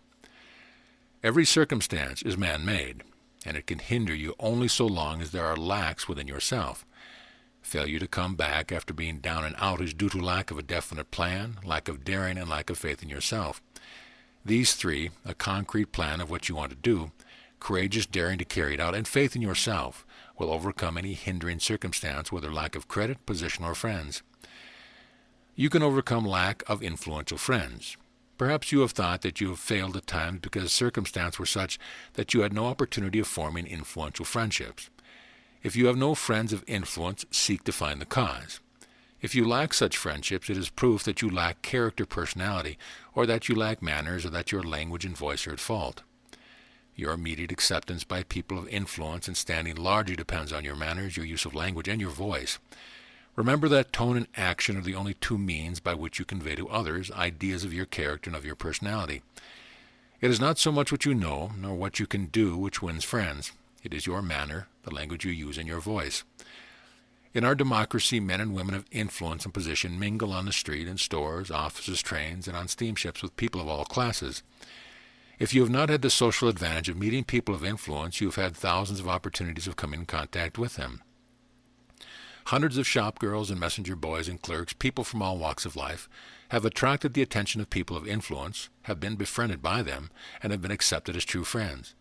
In every such case, and I have known of thousands, the person of influence was first attracted by the deportment or voice of the other person. You must have had many such experiences as I had. I see two young women or two young men in a streetcar and a subway train. They are well dressed, their appearance is good, they seem intelligent. In my mind, I accept them, that is, I feel that I should be glad to become acquainted with them, that I would like to have someone introduce us. Then one of the girls or one of the young men does something which shows such crudeness that my favorable interest vanishes. Or one of them says something which reveals such commonness of thought that I find there is no common bond of interest.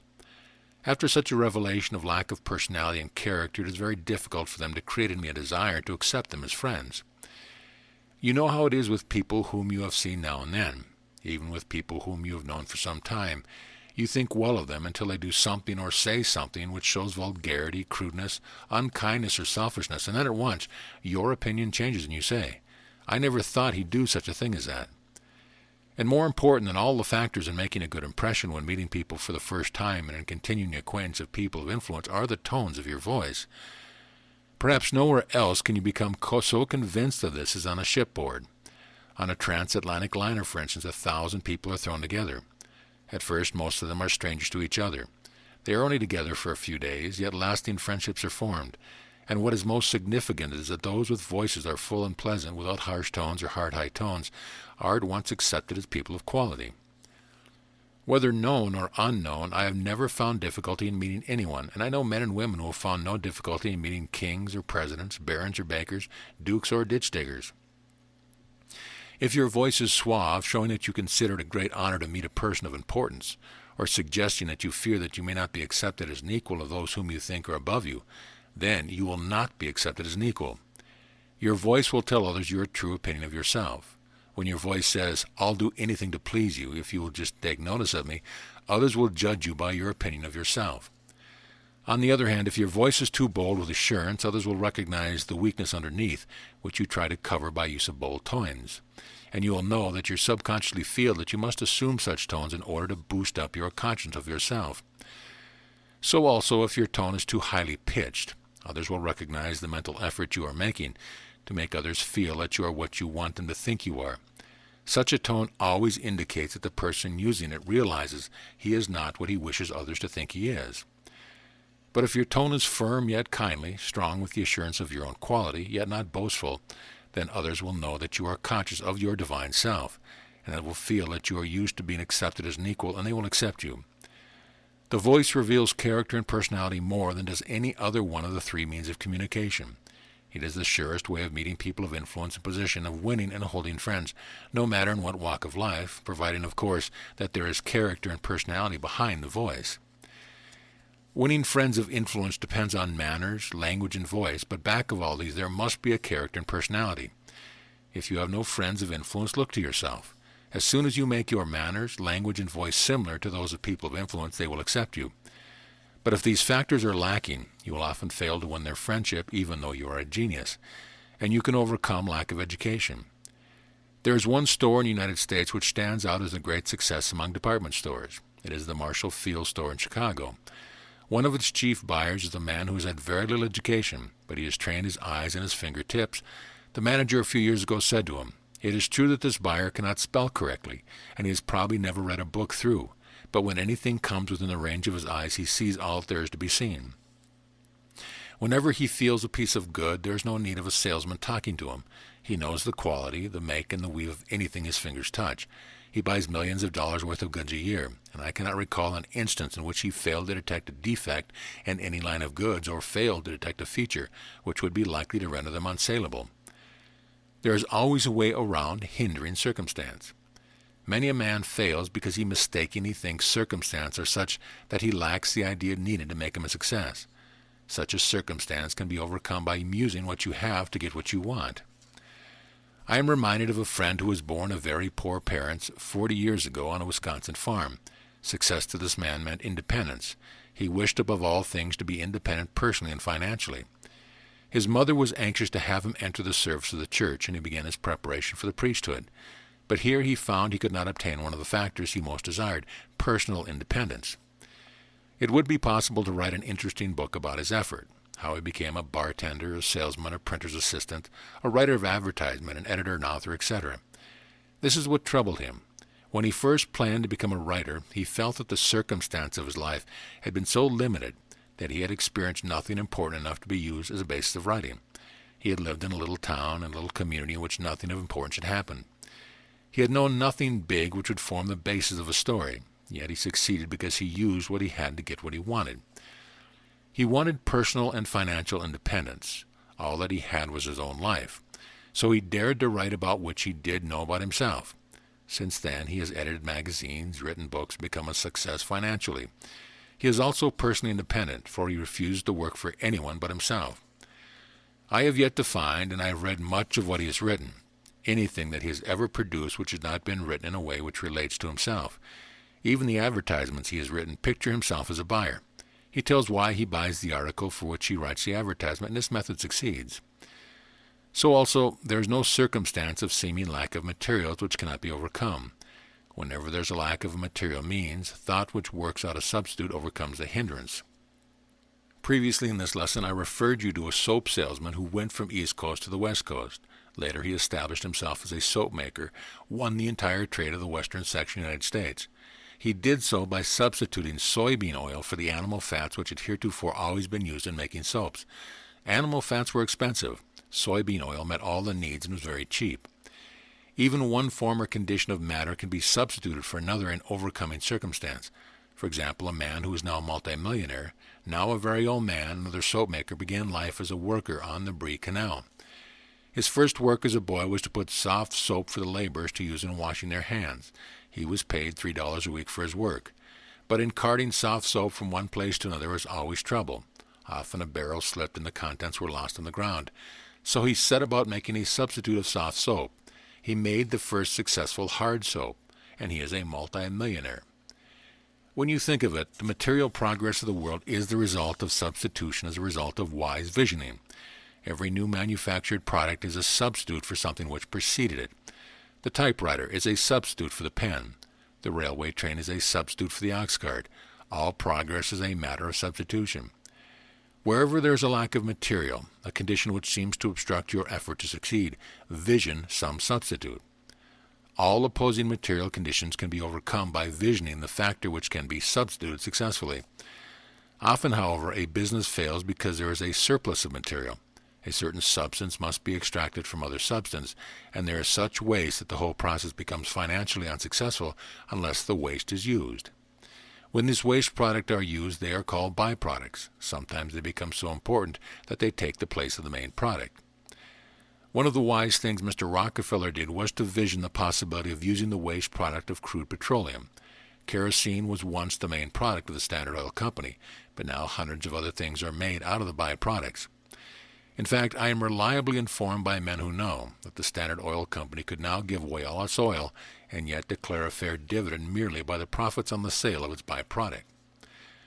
Lack of opportunity is lack of vision and nothing else. If you lock yourself in a room of doubt, double-bolted doors, pull down the window shades, bandage your eyes, stuff cotton in your ears. Why complain because you do not hear opportunity knocking at your door, or see it beckoning to you? What do you expect anyway? Do you expect that opportunity will break the lock or kick in the panels? Do you expect opportunity to tear the bandages from your eyes and pull the cotton from your ears?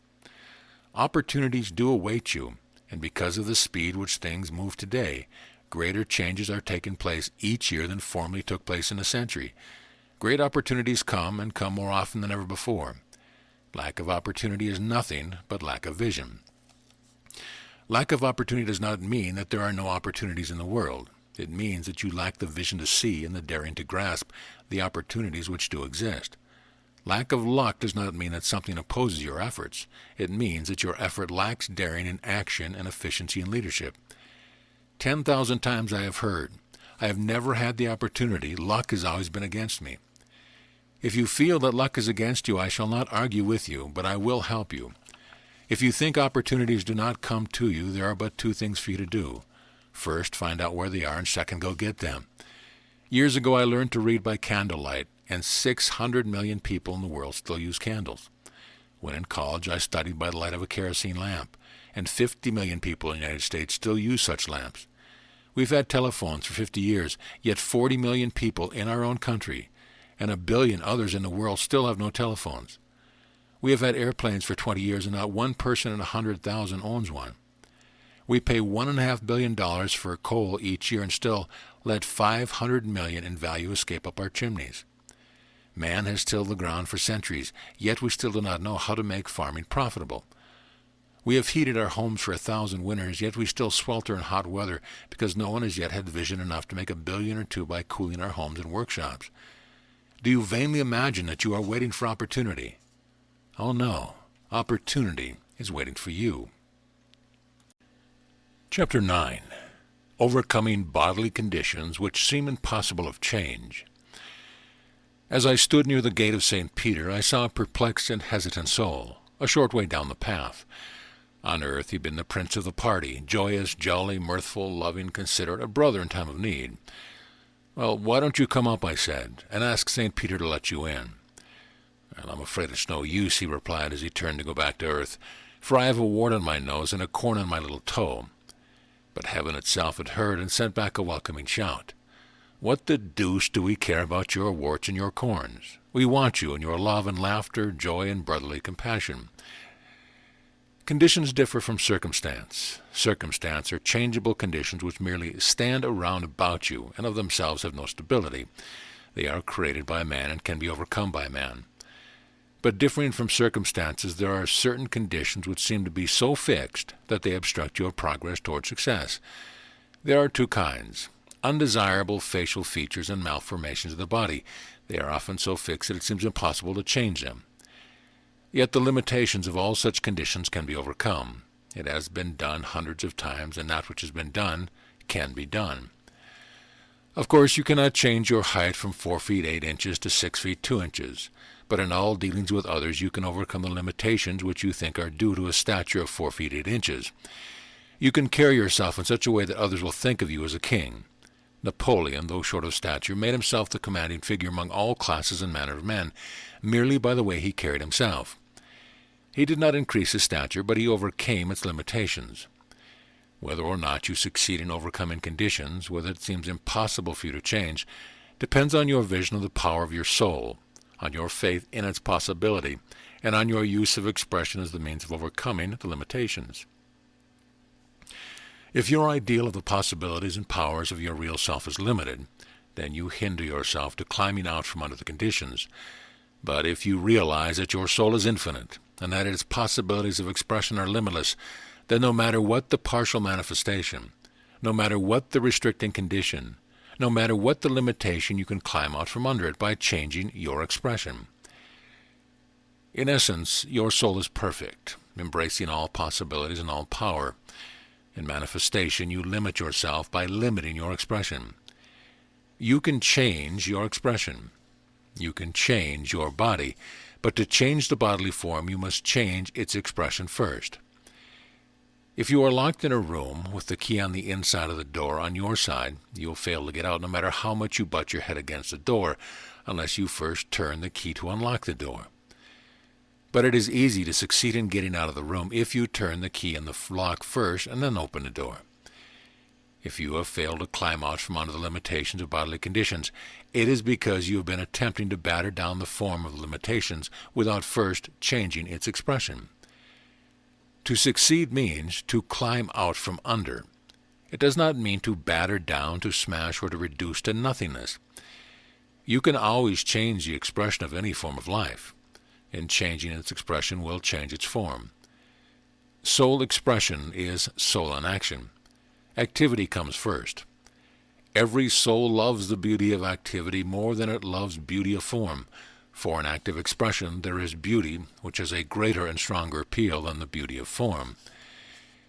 Do you not prefer the living, romping, active, companionable dog, even though he may not be perfect in form, to the most perfect clay model of a dog any artist ever designed? As a mother, do you not prefer the active, living child, even if its nose is not perfect, to the most beautifully formed and perfectly featured doll in the world? And young man, do you not prefer the living, loving, joyously expressive maid to the perfect wax figure in a department store window? It is beauty of expression which we most love. It is beauty of expression which attracts others most. No matter from what viewpoint you estimate the possibilities and powers of climbing out from under bodily conditions, you are forced to the conclusions that you can free yourself from any and all bodily limitations which seem to prevent you from succeeding. You may not be able at once to make a hunchback straight and tall, or immediately reform facial features so that they are beautifully symmetrical, but anyone can free himself from any limitation due to imperfections of form. The face can always be made attractive in expression. That which attracts is cheer and joy and love. If you train your face to express continually these qualities, it cannot remain unattractive, and even strangers, meeting you for the first time, will think of the cheer and joy you radiate instead of the form of your face. Mirabeau was not only ill-featured, but his face was marred by smallpox pits. To overcome this drawback, he spent hours a day training his face to be expressive. As a result, he became the most charming man of his time at the court of France. Great men admired him. Princes and duchesses were charmed by the beauty of his facial expression. One of the world's greatest humorists was unattractive of face and deformed of body. Yet he had made himself so happy in living his life, so cheerful and so joyous, so humorous and so witty that we loved him. Many went to hear him year after year. Thousands were made happy by his presence, his wit, his humor, his joy, his happiness. He did not change his physical structure greatly, but he overcame its limitation. He climbed out from under the limitation of the conditions of his face and body. Not one of us who knew him thought of his ill-featured face. Not one of us remembers his deformed body. But his gloriously illumined face, his expression of cheer, joy, and love will stay with us always. All limitations of form, whether of features of face or of other parts of the body, can be overcome by expression. When I first knew Paul, he was 18. His hands were then badly stiffened and crippled. They had been injured in a factory machine. Afterwards, he became a rapid typist. Then he learned to play the piano so that we listened with amazement and joy. Next, he trained his hands to do skillful coin and card tricks, and later he held audiences spellbound by using his hands marvelously to express the emotion of the soul. And, as many other cases, his activity use of his hand, trained to express what no other hands had ever so dramatically expressed, actually changed them so that the hands themselves once more became beautiful in form. Lady Margaret was born a hunchback. At 21, she was but 4 feet tall. Yet she carried herself with such consciousness of soul dignity that others never thought of her short stature. Every one of us, whether in a private home or at a public affair, would look up whenever she entered, because her character was so inspiring, and she carried her body so well that we were in the presence of a queen. Lincoln's face, in line and form, was homely and repose, yet even those who had been his worst enemies ceased to ridicule and hate, and bowed in admiration and love when they saw the man's soul manifesting in his face, radiating its love, kindness, strength, and wisdom. You can overcome any limitation due to bodily condition, no matter what it is. The power to do so resides in you. Will you take the time and make the effort? If so, you can be what you will to be. Chapter 10. how to develop capacities which seem to be lacking. An acorn and a good-sized pebble nestled close underground. "Well, you're silly to try to be a tree," said the pebble. "Why, you're no bigger than I am, and a tree is 1,000,000 times larger. You're only a little nut. You're not even shaped like a tree. Why do you think you can be one?" "I desire to," said the acorn. "What's desire?" scoffed the pebble. "A desire is the prophecy of what you can be," said the acorn. "A sunbeam told me that last summer." "You're just a silly dreamer," sneered the pebble. And the pebble remained a pebble, and the acorn became a tree. Although much philosophical truth is presented only as a theory, there are, however, 3 practical steps of development. First, learning what limits the expression of the soul. Second, discovering with scientific certainty hidden capacities which can be brought into actual manifestation. And third, learning the process by which the soul becomes conscious of its limitless possibility and brings its hidden capacity into expression. Of course, your success will be limited if you believe that others possess many capacities which you have never possessed and never will possess. If this is true, you want to be certain that it is true. If it is not true, you want to know that it is not. You have often heard that in essence your soul is perfect, complete, and infinite, although it is not complete in its manifestation. Also, you have heard that everything which exists can be brought into manifestation. The repetition of these truths you have heard again and again. You now want proof. Have you unlimited capacity? There is but one basis of proof. It is the law of unity of action. All acceptance of scientific fact and spiritual truth is determined by agreement with this law. You know that the sun is first seen in the east each morning. There is proof of it. The proof is determined by the law of the unity of action. Each morning the sun is always seen first in the east. That is the proof. But if the sun were first seen in the north some morning and again in the west or south, there would be no unity of action and no proof that the sun is first seen each morning in the east. All proof of scientific and spiritual truth depends on agreement with the law of unity of action. Unity of action depends on one basic law. If there were no such basic law, there could be no universe. Any statement of truth which agrees with the basic law of unity of action is proved as an eternal certainty, whether it is the action of a star or an electron, the radiation of heat or the sound, the manifestation of the white light of the sun or the expression of the soul. All must manifest by unity of action. Otherwise, the universe would be torn asunder in a second of time. What is the proof of the infinite capacity of your soul? Pure white light is complete light. It includes all colors, green, blue, red, violet, yellow, orange, etc. Although scientists once thought that there were but 7 colors in each beam of white light, they now know that the number of colors of each beam of white light is limitless, and that its color possibilities are infinite. In like manner, it once thought that the capacities of each soul were limited. Although pure white light possesses infinite color capacities, yet when I cover the pure white light in my study with a green glass globe, the globe limits the expression of light in my study, so that only green light, one little part of the white light, is manifest. Pure white light possesses infinite color possibilities, yet when I limit its expression by covering it with a green globe, I shut off the manifestation of most of its color capacities, and it then seems to lack those color capacities. So also, when you have shut off the full expression of your soul, it seems that you do not possess the capacity which are shut off from expression. If I desire white light when my study is flooded with green light, nothing but my own mistaken thinking prevents me from having white light. If I mistakenly think that the white light inside of the green globe is actually green light, I limit my conception of truth and fail to make the effort necessary to remove the green globe. Or if I mistakenly think that the green globe is so fixed that it cannot be removed, I will not make sufficient effort to remove it, so that the white light can manifest in its infinite completeness. So also nothing but mistaken thinking prevents you from removing the restrictions which limit the manifestation of your infinite capacity. Your soul in itself is complete. Like a pure white light, it possesses infinite capacities. But if you mistakenly think that your life is solely a green manifestation, or a red, or a yellow, or a blue manifestation, you will limit yourself to a partial expression of your real self, and you will fail to do what is necessary to bring your infinite power and possibility into expression. Your real self, mind, soul, spirit, what you call it, is perfect and complete. It possesses all the possibilities and powers possessed by any other soul in the universe.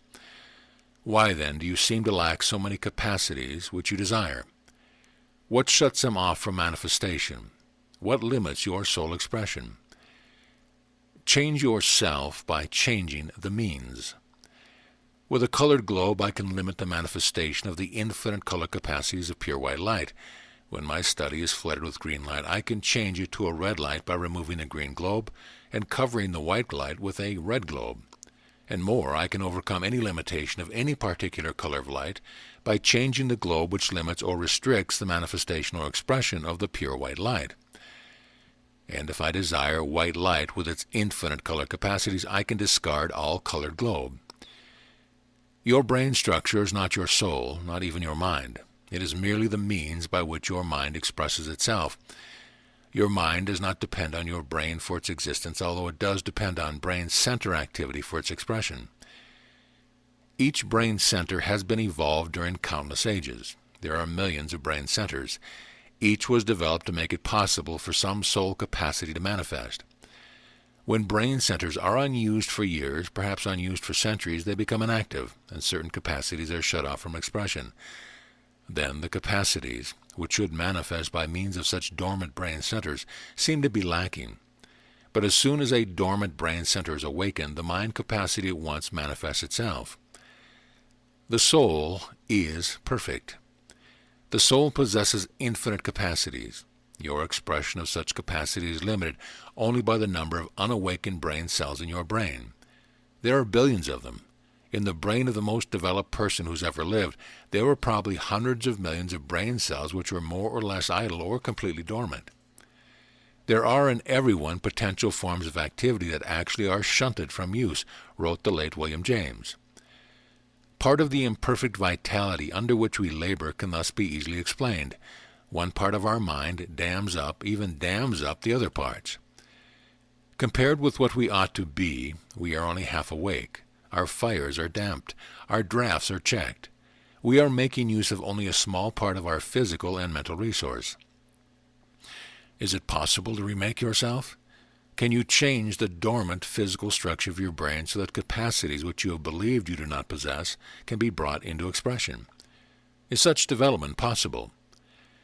It is not possible if you depend solely on mind training and soul growth, but it is possible and certain if you learn what development is and use the process of growth which always produces changes in the physical structure. Mind is perfect. You cannot perfect it by training. Soul is complete. You cannot grow soul, for it already possesses the capacity of the infinite, in the image and likeness of which it is made. By mind development, we mean the development of the brain structure, so that mind will more fully express itself. By soul growth, we mean increased expression of soul. Of course, you cannot change one form of life into another form of life. You cannot develop a carrot into a calla lily. You cannot train a stupid pig to become an intelligent dog. But you can change the activity and increase the expression of any form of life. Such change activity changes the structure. Astounding changes have been wrought in mere vegetable forms of life. Recall the miracles of Burbank. They were wrought in seemingly non-conscious and non-intelligent forms of life. Certainly, greater changes can be wrought in you. For all the living things on earth, man is the most adaptable. He is the most capable of development, the most responsive to desires within and to influence from without, the most capable of growth and of change of structure. It is stupid to believe that the structure of a prune or a walnut can be radically changed, but that man cannot be changed. It is stubborn ignorance to hold to the idea that man cannot rid himself of natural qualities, or that he cannot acquire others which are more desirable. It is lack of knowledge of how to awaken dormant brain structures which make men believe that they cannot bring into use capacities which they have thought they do not possess. So, how can you awaken dormant brain centers? What is the process of changing the structures so that capacities within yourself, capacities which you have assumed do not exist, can be brought into expression? Thinking thoughts which are like those which you have been thinking, and performing activities which are like those you have performed in the past will merely continue the action of brain centers already active. But whenever you perceive some quality of a thing, a quality which you have not previously perceived, you recognize something new to you and something different from what you have previously recognized.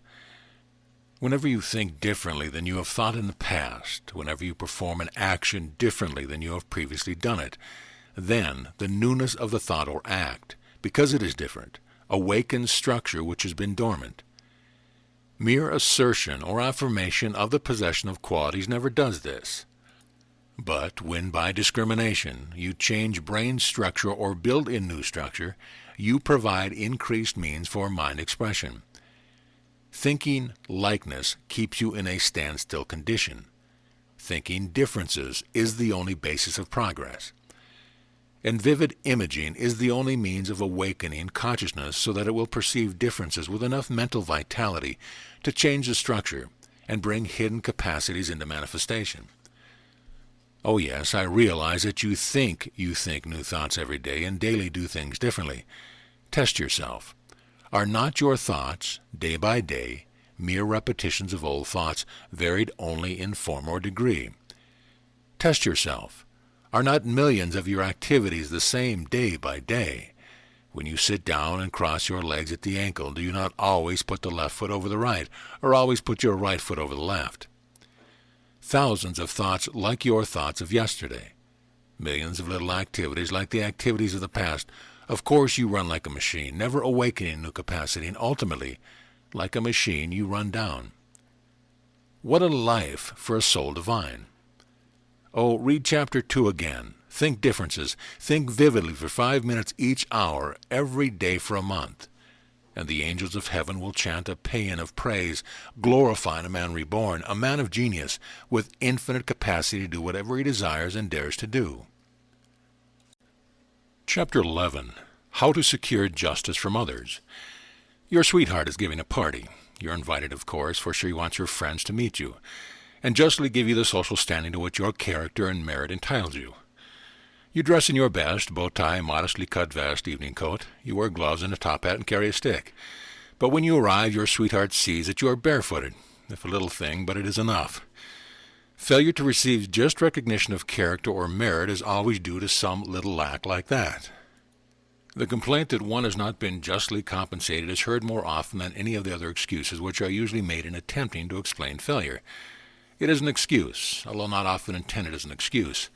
I sympathize with most of the people who make such an excuse, for they are earnest and sincere and good workers. But they are mistaken in thinking that they should be given just compensation providing they work well, lead in their work, and give service. If I buy a railway ticket for a trip from Chicago to New York, if I take the train at Chicago, and if I intentionally get off on Buffalo, have I any right to complain that the train is unjust because it does not land me in New York? Traveling only part of the way to your goal does not land you at the goal. You may do your work well, you may be a leader in doing it, and the work you do may be of great service. Yet if you fail to take the next step, you may fail to secure just compensation. On my way from Chicago, I passed through Toledo, passed through Cleveland, and reached Buffalo. But if I failed to make the last lap of the journey and stay in Buffalo, I should not expect to find myself in New York. Justice is a factor of human relationship. Hence, securing justice is not the result of dealing solely with things or words.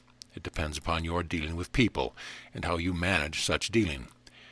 If you handle or create things well, you succeed in handling or creating things, but you may fail to secure just compensation if you do not know how to handle those with whom you deal, the people who work with you, the people who buy from you, or the general public to whom you render service. Handling people is the last lap of the journey of justice. Sins of omission bring failure just as certainly as sins of commission. If, in your effort to succeed, you fail to develop the ability and capacity of handling people efficiently, then you omit the last step which determines justice. If you fail for this reason, do not blame others. Instead, begin preparing yourself to become a leader in dealing with people, as well as a leader in handling things and using words. Then just compensation will reward you. There is justice in the world, for God rules it. If it were not so, all things would disintegrate overnight. Evil separates, disrupts, and destroys.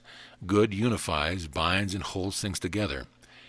Do not misjudge as did the blind Hindu who felt only the elephant's trunk and decided the elephant was like a tree. Judge not the whole by the part, nor part by the whole. Every effort in life brings its own just and full reward, but no more. Each kind of service is paid in its own kind. Mr. Rockefeller Sr. was the first oil man who vividly imaged oil flowing as a fluid. Many oil men who at that time were wealthier than Mr. Rockefeller was, thought and planned as well as did Mr. Rockefeller. They thought of the oil business, the use of oil, the cost of its transportation, the selling price, and the profit. But Mr. Rockefeller vividly imagined oil running from the wells, and this image of oil flowing of itself made him think of pipelines as a means of transportation. It was this means of transportation which made Mr. Rockefeller the great oil king. Insofar as fortune resulted from this process of vivid imagining, the return to him in money is a just return. On the other hand, Mr. Rockefeller failed for years to idealize his relationship to the rest of society. He thought of himself as a man standing alone.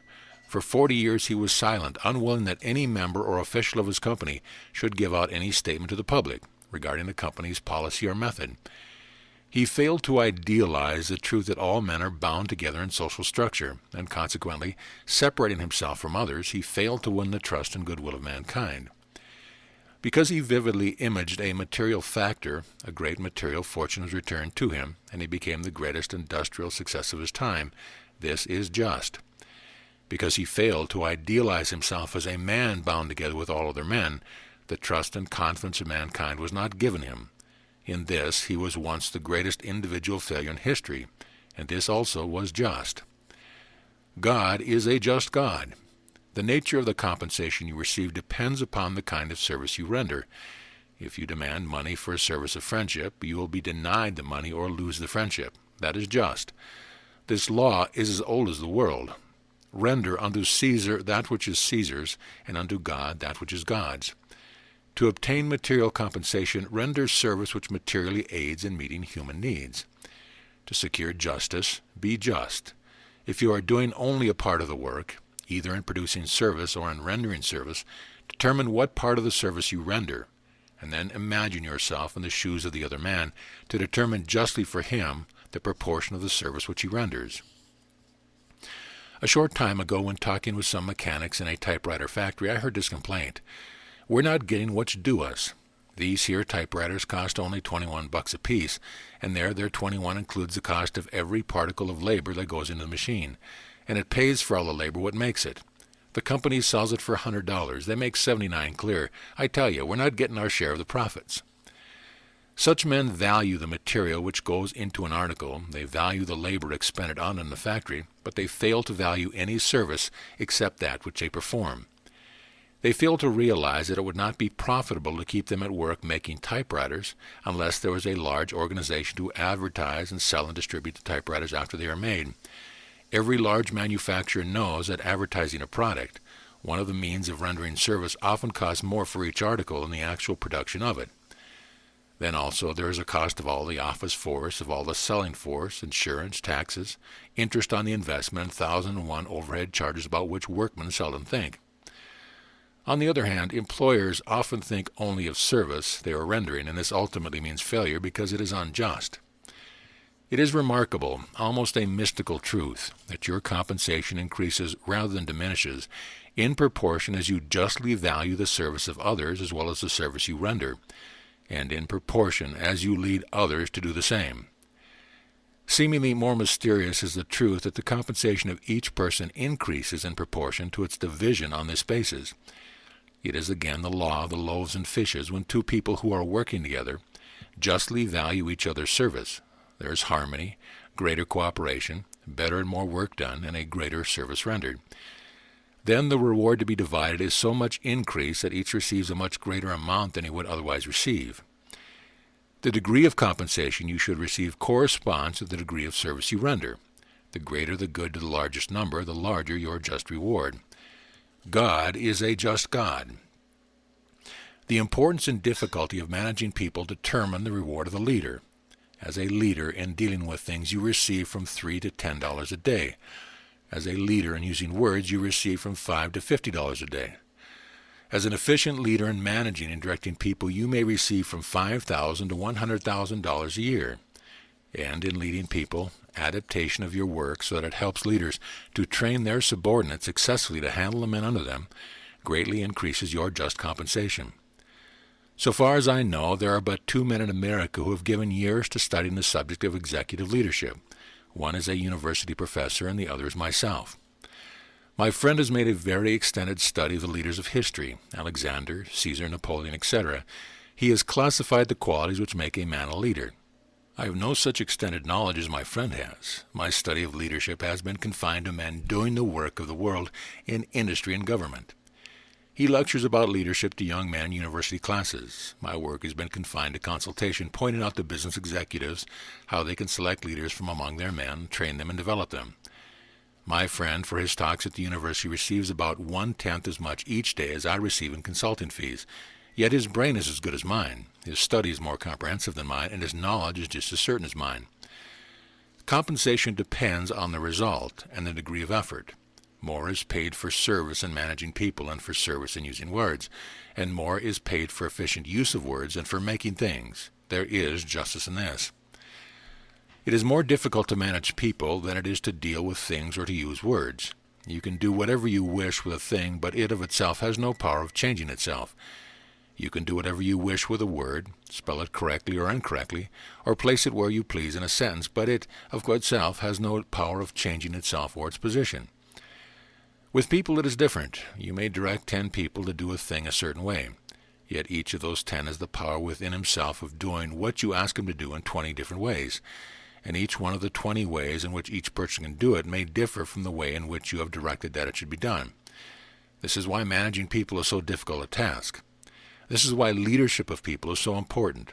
This is why efficient leadership of people is so well paid for. Since both my university friend and myself instruct others on the same subject, is it just that I should receive more each day for my work than he receives for his? Of course, I have urged my friend to drop his university work and adapt his knowledge to meet actual human needs of men of action in industry and government, rather than talk about his knowledge to young people, of whom not 1 out of 10 will ever manage other people. The justice of his compensation is determined by the number of lectures he gives. The justice of my compensation is determined by my adaptation of my knowledge to meet the human needs of executives who are in action. We often hear the story of an inventor being cheated out of the profits of his invention, while a manufacturer makes millions out of it. I hold no brief for the dishonest man, manufacturer, inventor, and I regret that some inventors have been robbed by unscrupulous lawyers, promoters, and manufacturers. But there is also a large class of inventors who have not received the compensation they think they should have received because the service which they started would never have been rendered to the people except for the effort of the producer and the distributor. It is the promoter, the manufacturer, and the distributor who renders the service, and it is just that those who render the service should be paid for doing it. I appreciate the service of the weaver who weaves the canvas which is used for the artist's painting. I know that it is just that the weaver should be well paid for his weaving. But if such a weaver is unable to produce an artistic painting, it is unjust for him to demand extra pay for his weaving solely because he cannot produce an artistic painting. We are sorry for the inventor who has not the character, push, and ability to market his own article. We are also sorry for the man who lacks the ability to know whether or not the man with whom he is dealing is honest. Being sorry for a man who lacks certain character qualities is one thing, but to assert that he should receive compensation because of his lack of certain character qualities is quite another. Your position in life and the justice which will be rendered to you depends on the means you use to secure justice. Justice is the balance of certain activities between man and man.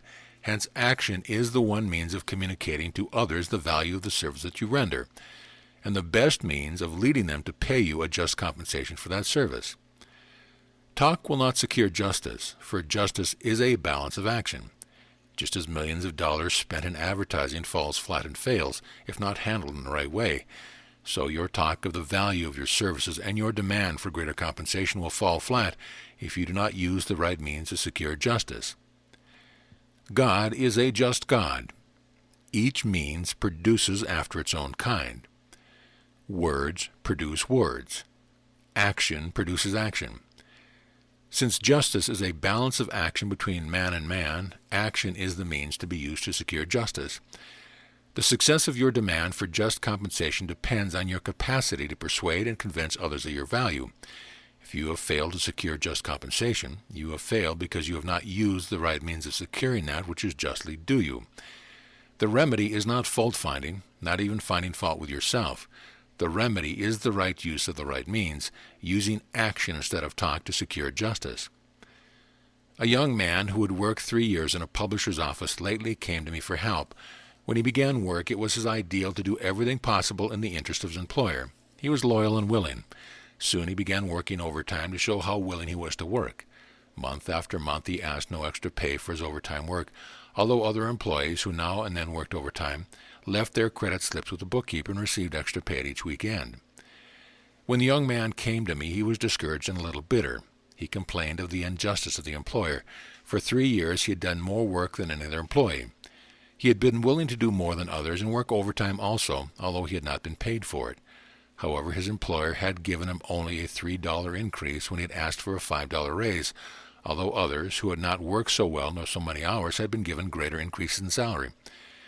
It did seem unjust. What mistake had he made? First, he was not loyal, nor faithful, nor honest. He was not loyal to himself, nor faithful to himself, nor honest with himself. Second, to his employer, the young man told falsehood about himself and his work. When he again and again failed to hand in his credit slip to the bookkeeper for extra pay for extra work as others did, he told his employer, much more effectively than no, he had told it to other words, that he did not place a high valuation upon himself, his time, or his work. His action in not accepting pay for overtime told his employer that the young man did not consider his own work as equal to that of the others. Consequently, by his action, he told untruth about himself and his work. He was not even faithful and truthful with his own employer. Third, he not only failed to use the right means, but he misused the means he did employ. Action is very much more effective than words. To request a raise, he used only words. Then he used action, unintentionally, to tell his employer that he did not value his own service as much as other employees valued their service. Moreover, although this fine young man did not realize it, the ideal which led him to work so many extra hours in that office was not a worthy ideal. He wished to feel that he was doing much more work than that for which he was paid, and subconsciously he wished his employer to feel under special obligation to him because of the extra work done without special pay. Such an attempt to place his employer under a special obligation to him for the purpose of winning a future reward is ethical blackmail. It reacted upon the young man who attempted to use it, even though his intention was ideal. The above account of this young man's experience does not mean that you should not work only by the clock, or that you should not work extra hours unless you are paid for such work, but it does not mean that you do not secure just compensation for your services unless you justly value yourself and your work and use the right means. In revising this book for a new edition, I have the opportunity of telling you what happened later in the case of this young man. Shortly after the conversation, of which I have just written, he left the firm with which he was working and secured a position with another publishing company. In his new work, he was just as willing to work long hours, just as devoted to his work, just as loyal to his employer as he had tried to be in his first position. But he took a different attitude and manifested it in action. He recognized himself as a man. He recognized that a man does not win success or secure justice by playing the part of a slave, willing to work without pay for the privilege of justice in the future. He changed his bearings. He learned to walk as a man of power walks. His shoulder said, "I can do all the work and easily bear all the burdens you heap upon me." He held his head high and it said, "But don't try to heap on me the work which you should do." He worked conscientiously. His work was well done. He knew it, and let everyone else know it by his action. Whenever he met the president or any other official of the company, he spoke in tones which were soft, agreeable, and pleasing, but which also said, "We are men. I am your equal and you are mine." The result was as astounding as it was just. Within 30 days he was promoted. During the first year he was advanced 6 times, and today he is a member of the firm. More, he is vice president and general manager. It is easy to obtain justice if you live justice. Living justice is living it in action. Daring to value yourself and your work as they should be valued, and expressing your conviction by the posture and action of your body. Talk little about obtaining justice. Use words to convey information, but demand and secure justice by action, by the activity of your work, by your manner in dealing with others, and by the posture of your body. Justice is a balance of action between man and man. Hence, justice is secured by action, for the first law of God is this: each means reproduces after its own kind. Chapter 12. How to increase your compensation. I am inspired and dream of writing a great book, a book to heal the sadness of others. I work on it day by day and year by year. I consecrate myself to the service of writing it, but the book is never finished. It is never published. It is not read by others and renders no service to them. I receive no compensation here, and that is just, for we are not paid for service, but for service rendered. In a little village in Maryland there lives an old man. Once he was well known, but you of the younger generation probably know nothing of him. For 30 years he worked from 15 to 16 hours a day developing a product which will someday render immense service to mankind and will be of great value to the world. Yet in his own heart he is a failure, and a failure in the opinion of a few who know of him. He is in poverty and is embittered. He thinks that the world has not treated him justly, and has not justly compensated him for his service of years and labor in developing that which would be of great service to others. I pity him and sympathize with him. In fact, as a friend, I hold him dear. But I know that his failure is just. He has produced a remarkable product, but he has been so suspicious and distrustful of others that no one has been able to work with him long enough to market it successfully. Since it is not on the market, it renders no service to others. Since it renders no service to others, and since he himself, because of his character, prevents others from marketing his invention, it is just that he should receive no compensation. Rendering service is the adaptation of your work to meet human needs in such a way that it will better humanity. Service is the relation of your work to other people, whether your work consists of making, handling, or creating things, or of using words, or of managing or directing people. The world does not pay for service. Slaves serve. The world pays for service rendered. You do not pay a grocer for the goods he has. You pay him for the goods which he delivers. So no matter how much or how many years you work, if you fail to render your service to others, it is just that the world should withhold its compensation. You can always increase the compensation you receive. It is very easy to do, but it must be done by an increase in rendering service. If you are making a thing, you can make it render greater service by making it A, better, or more enduring, or cheaper, or different in size, different in action, or of greater beauty. Of course, there are other factors. You can render greater service by creating or improving a thing so that it is possible for man to do things more quickly and more frequently.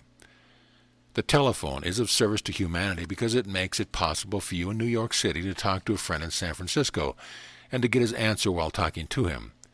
Before the invention of the telephone, it took months to get your message to him and to receive his answer. Now it takes but an hour. Then also you can render greater service by extension of the use of the things you make. Once it was considered marvelous to talk 250 miles by telephone from New York to Boston. Now with the wireless telephone, New York and Paris converse, though 2,500 miles apart. Dr. Frank Crane was once a minister, a preacher of the gospel. As such, he reached a few thousand people a year. When writing his sermons, he thought that certain themes were so good that they should be condensed into single paragraphs. So he rewrote these particular themes and began saving them. They were the byproducts of the work done while he was preparing sermon.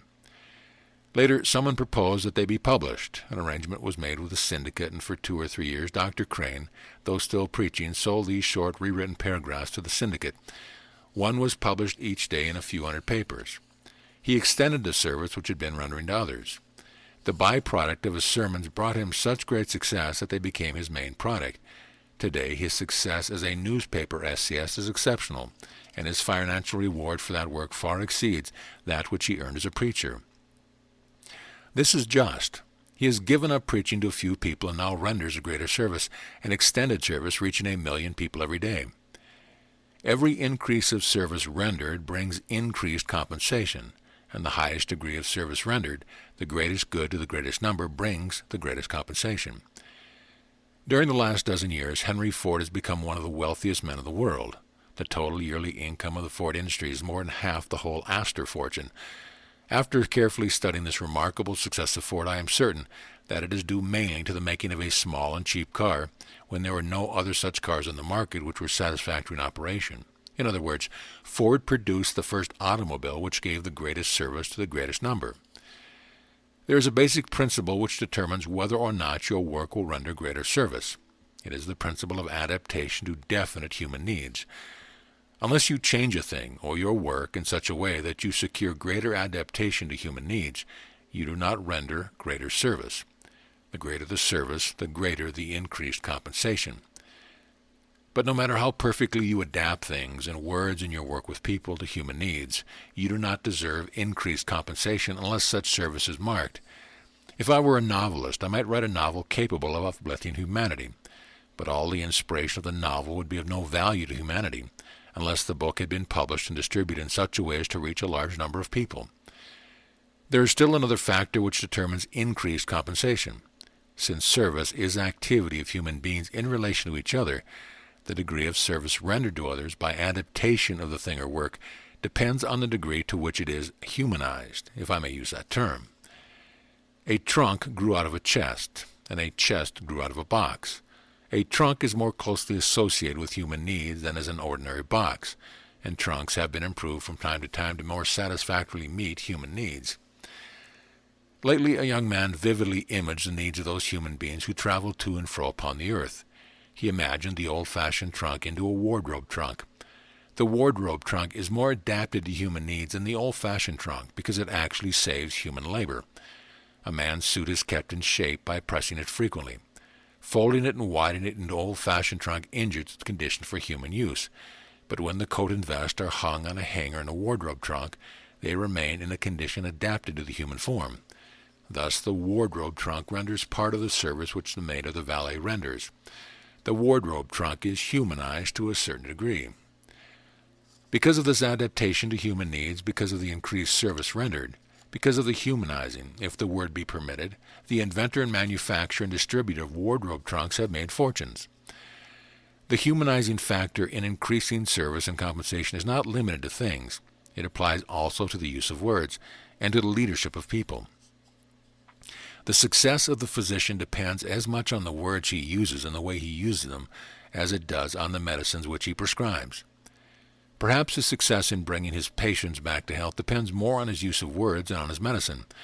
The physician who habitually talks to his patients of the seriousness of the patient's illness, arousing fear, worry, anxiety, and often despair, does not adapt his words to meet human needs. Such a physician fails to become successful, either in helping his patients or in building up his business. A philosopher elaborates a great truth which is of value to humanity. After 10 years of work, he presents this in 7 great volumes of philosophical dissertation, but few people read his work. The philosopher renders a certain service by presenting his dissertation in words, but since it is not adapted to meet the human needs of the mass of humanity, it does not render great service, and he receives little compensation. Then some college professor who has read this lengthy volume of the philosopher grasps the philosopher's ideal and writes a book of his own on the subject. It does not reach the great mass of people, although it renders service to a greater number of people than the number received by the work of the great philosopher. Next comes the novelist. He reads the books of the college professor. He recognizes the truth the professor presents, but realizes that the presentation by the college professor is dry and dead to the average human mind. Hence, he uses the essence of the truth and embodies it into human action. He dramatizes and humanizes it. He makes it live in the lives of his character. He vividly images the truth working in his character. For every 10 who read the work of the great philosopher, who elaborated the truth, 10,000 read the novel. The novelist, having humanized the truth, renders service to the greater number, and his success justly wins greater compensation. First, to increase compensation, render service. Market it so that it is of value to others. Second, extend the service you render so that it shall benefit the largest number possible. Third, increase the value of your service by adapting it to meet more human needs. Fourth, secure greater adaptation by making your service more humanized. And now consider the means which humanizes service, vivid imagery, and unselfishness. There are many who lament the mistreatment of the poor inventor. Usually the cause is this: such inventors provide service, but they do not render it, and then they expect to be compensated not only for which they have done, but also for that which they have not done, due to their lack of valuable human qualities, the qualities which render service to others. Certainly in a just universe, we should not expect compensation because we lack certain qualities. So also many other authors complain that the world does not justly compensate him for his writing, and think society does not justly appreciate his work. In every such case of which I have known, and I have known of a few thousand, the cause of meager compensation is due to a lack in the author's work. Here's a case. A young lawyer, an ex-serviceman, had conceived many good plots and used them in short stories. He sent the stories to editors, and the editors returned them. He improved them and sent them to other editors, and other editors returned them. I liked this young author because when he came to me for help, his attitude was just. He believed that the editors were justified in returning his stories, and that his writing lacked something. In this he differed from most beginners, for most writers, having had such an experience, would conclude that their stories should have been accepted, and that they had been accepted if editors were not prejudiced against new writers. Not knowing that an editor spends 9/10 of his time eagerly searching for new writers whose writings are good. But this young man had decided that something must be the matter with his writing, although he did not know what it was.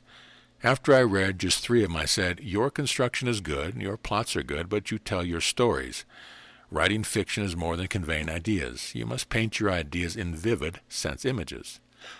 For instance, words which lack sense imagery can tell us that a certain street woman's face is white and pale and that she has certain rouge to color her lips. But her lips, like poppies thrown out on the snow, gives us a vivid image of the color of the lips in contrast to the dead whiteness of the pallid face. The service rendered in writing and the compensation increases in proportion to the vivid imagery of the writing. The speaker who succeeds presents his ideas by vivid images which interest the crowd. The salesman who succeeds pictures the value of his good in vivid images which appeal to the interest of the prospect.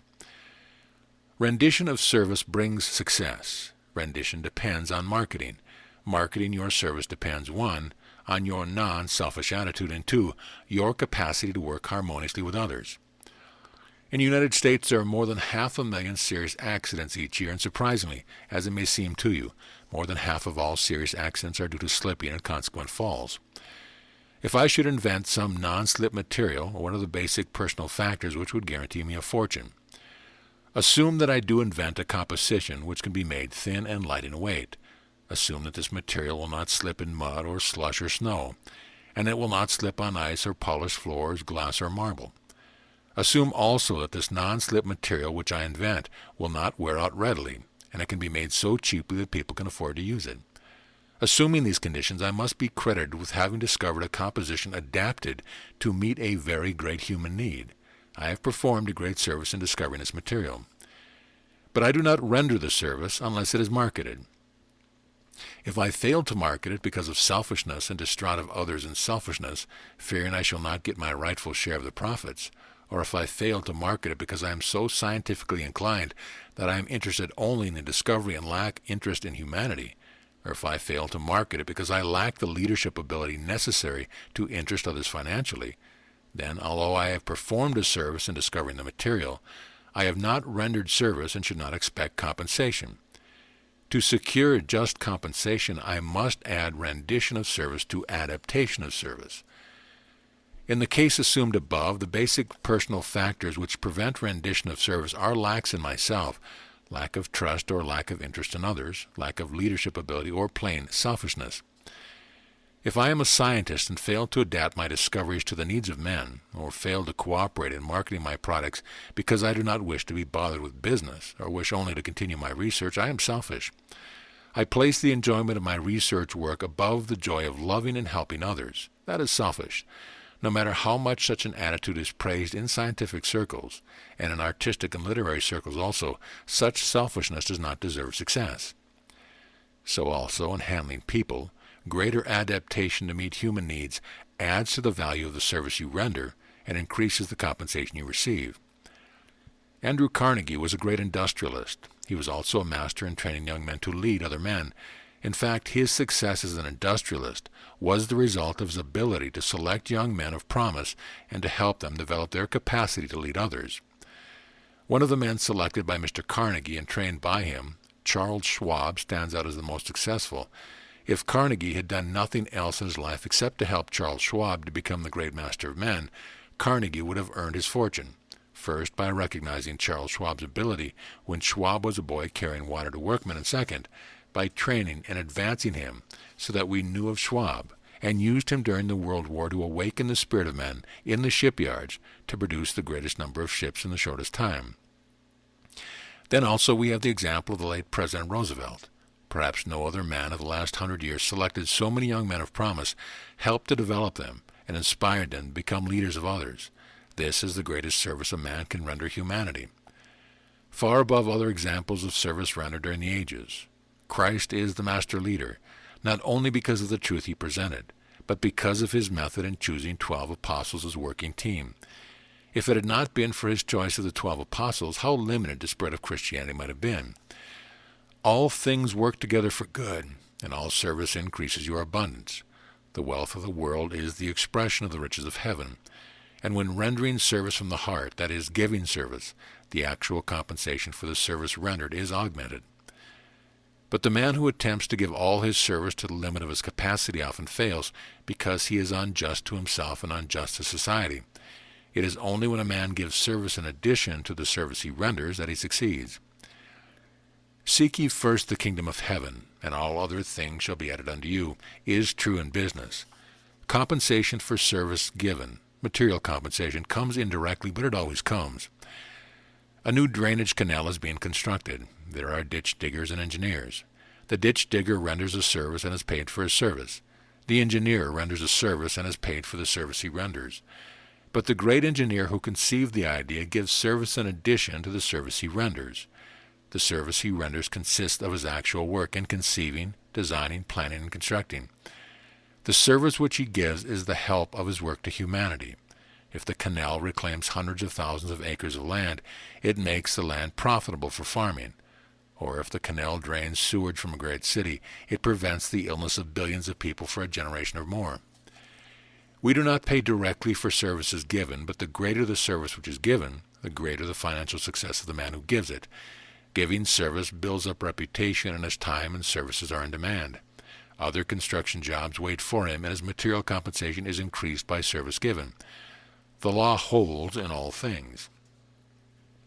Benedict Arnold rendered a service to the British and was paid for it, but he gave no service at all. He made no sacrifice of himself for the good of others, and the British themselves ostracized him because of the service he rendered. Washington rendered a service to the colonists, and the colonial Congress paid him for it. But Washington gave service in addition to what he rendered, and he was rewarded, first by the presidency and later by the admiration and love of people of all time, even of the British who despised Arnold and honored Washington. Caesar rendered service to Rome. Christ rendered service to the Jews and gave his service to all people of all ages. How many followers has Caesar today? The service given by Christ lives on and on, the greatest success in the history of the world. Giving service is rewarded. Consciousness of the good you have done, the honor and trust and confidence of the world, the love and comradeship of men and women. These are the just rewards given you for the service which you give to others. The service of the Christ is the ideal. It has rendered the greatest service. It has been the greatest value to the greatest number. It is the perfect adaptation of divine love to meet human needs. It is humanized to touch the heart of every man. Its message is so filled with vivid images that it reaches to the four corners of the earth, and it is given to man with divine unselfishness. All things are one. The sunshine of heaven is the gold of earth, and the diamonds of the earth are the pure thoughts of God. All things are one. Render service. Adapt it to the human needs. Humanize it to touch the heart. Portray it in vivid imagery to reach the mind of man. Render it unselfishly, and then abundance will flood you. The riches of heaven and the wealth of the earth will be yours. Chapter 13. Augment your success by leadership. If you want to lose out, let others do your kind of work better than you do. If you want to hold your own, do your work as well as others do the same kind of work. If you want to advance, do your work better than others. If you want to mount to the temple, idealize the way in which you do your work, so that you become the outstanding leader in doing it. Not long ago I received the last intimate details of the life story of a man, well known on 2 continents, who failed because circumstance and conditions were always against him. At least he thought so. If you knew his name and should turn to Who's Who in America, you would learn that he has held many positions of prominence, and you would read of many great things which is done in North, Central, and South America. He was a very successful man so long as he was employed by someone else and directed by someone else. He was not born to wealth or power, but worked his way up from the bottom, and then he worked himself down from the success which he had attained under the direction of others, down to a very miserable failure. At the height of his success as a constructive engineer, he had been employed by our greatest inventor. But at the time, this man of whom I am writing decided that he could do better for himself. So he purchased the rights of a very important invention, a very practical invention, one that has since become under the direction and ownership of others, a very successful venture. But when it was in his hands, he was never able to meet the problem of handling other men successfully, and troubles with his men, and with men who come to deal with him, prevented him, month after month, from closing one advantageous contract after another. His failure was so great that during the last years of his life he was often compelled to borrow $1 here, 50 cents there, merely to buy something to eat. I heard the story from one of his own attorneys, so that I know the details. Year after year, the only reason for his failure, that is, the only reason he could give, was that circumstance were against him. He was always at the point of just putting a deal over, but some circumstance or condition prevented it each time. That is the way he explained it to his friends and attorney. But in truth, his failure was due to lack of leadership capacity. He could not handle men without quarreling with them. When he tried to lead others, he failed, although when he had been directed by others, he had succeeded. Unless you are a leader in your work, you cannot succeed greatly. If your work is making, handling, or creating things, or if it is using words, or if it is managing and directing people, you do not succeed unless you lead in your particular line of work. There are thousands, yes, millions of people who work well and faithfully from youth to old age, yet they never attain to what they call success. By efficient work, they just hold their own. They do not succeed greatly because they do not lead in the work they do. But if you make better things than others make, or make them a little more rapidly or more efficiently, you lead in making things, and your reward is success in that line. If you handle things more effectively than others handle them, you become a leader in handling things, and your leadership brings you success. If you create things, that is, discover or invent them, you become a leader by creating things and attain to success, providing that you render service by marketing the things you create. If you work with words, you may use them as a copyist or a stenographer and not succeed greatly in life. In using words, the stenographer is usually a follower, following the use of words which are dictated by another. So long as a stenographer remains a follower in the use of words, he can improve his position only by increased speed or accuracy or neatness. But if in part he becomes a leader in the use of words, able to use them so that he can take charge of a part of a correspondence of his employer, he becomes a leader in his field, and his compensation is doubled. There is always a possibility of securing increased compensation in abundance by one phase of leadership, no matter in what field of work you find yourself. Of course, there are other fields of leadership in the use of words. The person who thinks vividly and expresses himself in vivid imagery leads all others. He becomes the great author, the great dramatist, the great orator, the great preacher, the great attorney, or the great public leader, who inspires us and leads us to a higher and more efficient life. In justice, the compensation which the world gives, not only for different kinds of work, but for leadership in each kind of work, varies. If you lead in doing things, you receive a certain compensation. If you lead in using words, you receive a greater compensation. If you lead in handling people, you attain to the great reward, for such leadership is the most difficult and the most needed. There are only three fields of work: making, handling, or creating things, or using words, and leading and directing people. Choose your field of leadership. Choose the field in which you wish to lead, on the dual basis of ability and service, the field in which you can render the greatest service to others for the longest time. Your native ability is the first factor which determines your choice, and the needs of others is the second. Of this second factor, it seems unnecessary to write a word, for you know that you will fail if you choose a work which others do not need, just as you would fail if you should invest in a factory to make one-horse sleighs. Today, the mass of people do not need a one-horse sleigh. Leadership is one of the determining factors of success, and no matter in what field of work you are engaged. If your progress seems to be stopped, if there seems to be no chance for advancement, if your compensation seems to have reached a deadline, Then look to leadership to change all things for you. If you think there is no demand for your work, you lack leadership. If there is no demand for the special work you are doing, it is because you do not lead others in doing that kind of work. For there is always a demand for the man or woman who can do things better, or more quickly, or more beautifully than others can do. There is always a demand for the people who can make things or handle things more efficiently than others. There is always a demand for those who lead others in the use of words, and always a demand for those who can lead other people. Even during hard times or financial panics, the leaders continue to hold their position. The inefficient followers are allowed to go. In fact, because of financial depression, employers may be compelled to let them go. But the employers keep the leaders. The world demands leadership, efficient leadership of any kind in every one of the three fields of work. Naturally, you desire to attain to the heights. You desire to lead people. For this, two personal factors are basic. You must be able to think vividly in order to persuade and convince others. And you must idealize all things and conditions, even your own attitude, in order to be a little ahead of those you wish to lead. To lead others, you must be able to persuade and convince them of the value of whatever you are doing, or of the value of what you are planning to do. All successful effort in convincing and persuading others depends on the vivid images in your mind, and the vivid images you awaken in their mind. You may talk and talk, but without vivid imagery you neither convince nor persuade. To persuade or convince another, you must create a desire in his mind. His desire depends on the vividness of the image of the things or ideas which you wish him to accept. And the use of vivid imagery in attaining to leadership depends on idealization. Idealizing is more than visioning or visualizing. Visioning intensifies your desire. Idealizing increases your desire to such an extent that you act. Many thousands of plans have been visualized, their factors selected and related, and yet many such plans have been allowed to die because desire was not idealized to the point of initiating action. To psychologists, it is well known that there is no impulse to action until brain centers have become stimulated so that a surplus of energy exists.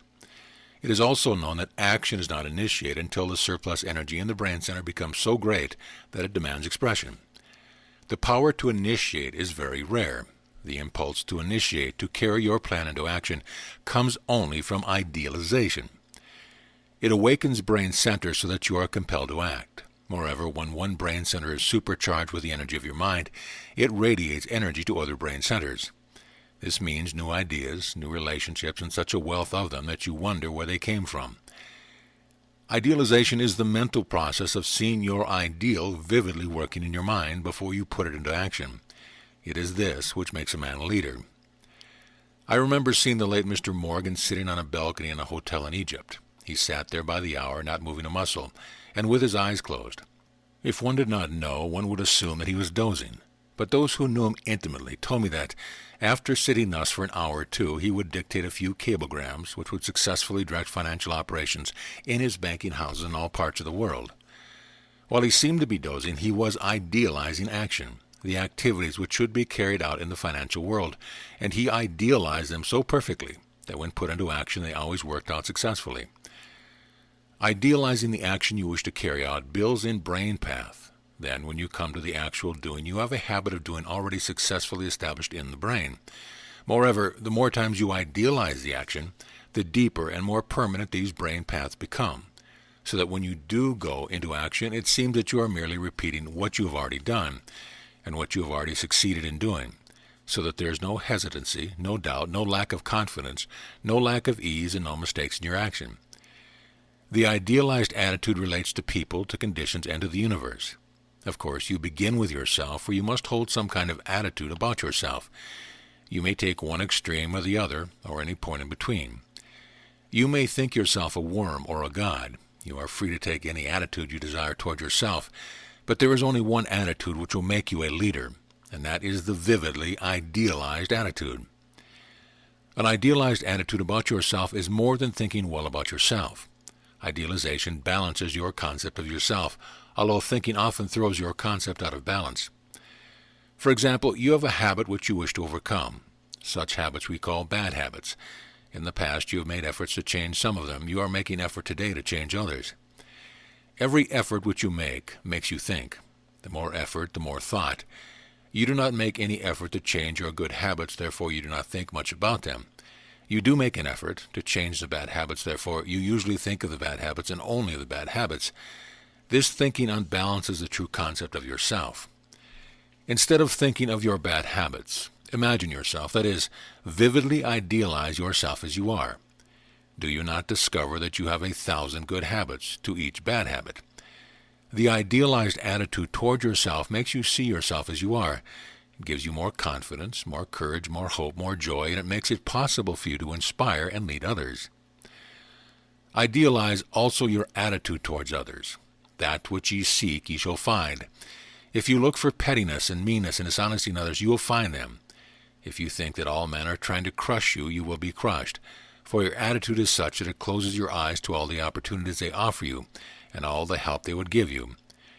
If you idealize others as willing to help you as men and women who intend to do the square thing by you, you will find help and a just reward.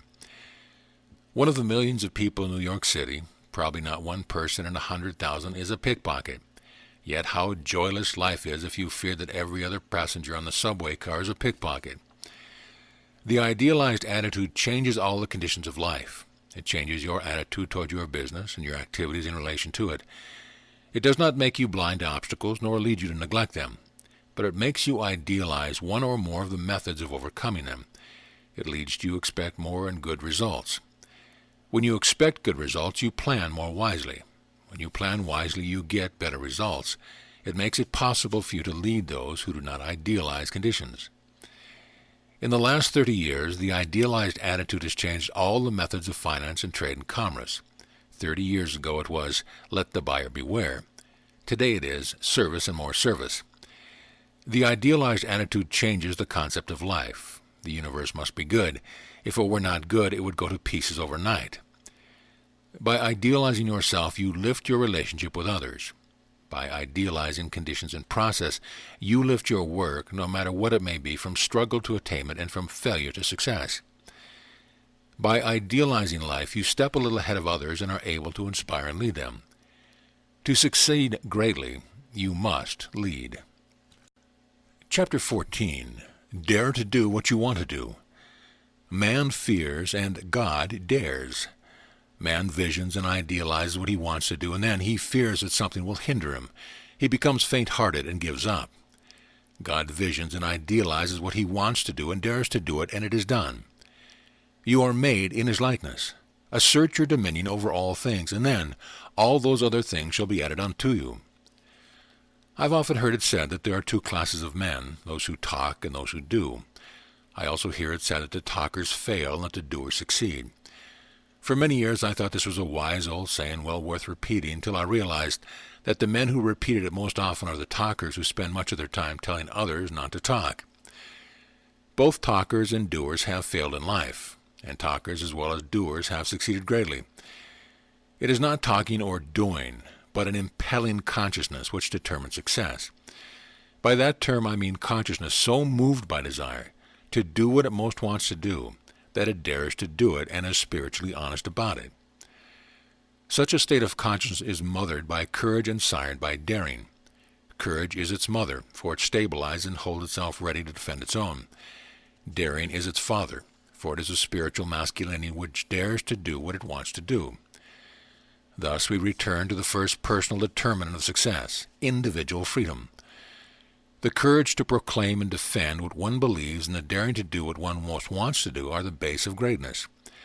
Others are recognizing this truth. A noted authority, Dr. Robinson, who has lately made an extended study of the lives of several great men, classified the qualities possessed by each. He finds that there is one and only one character quality which is common to all the great men whose lives he studied. It is courage, the daring to be free. The old saying that the doers succeed and that the talkers fail is not wholly true.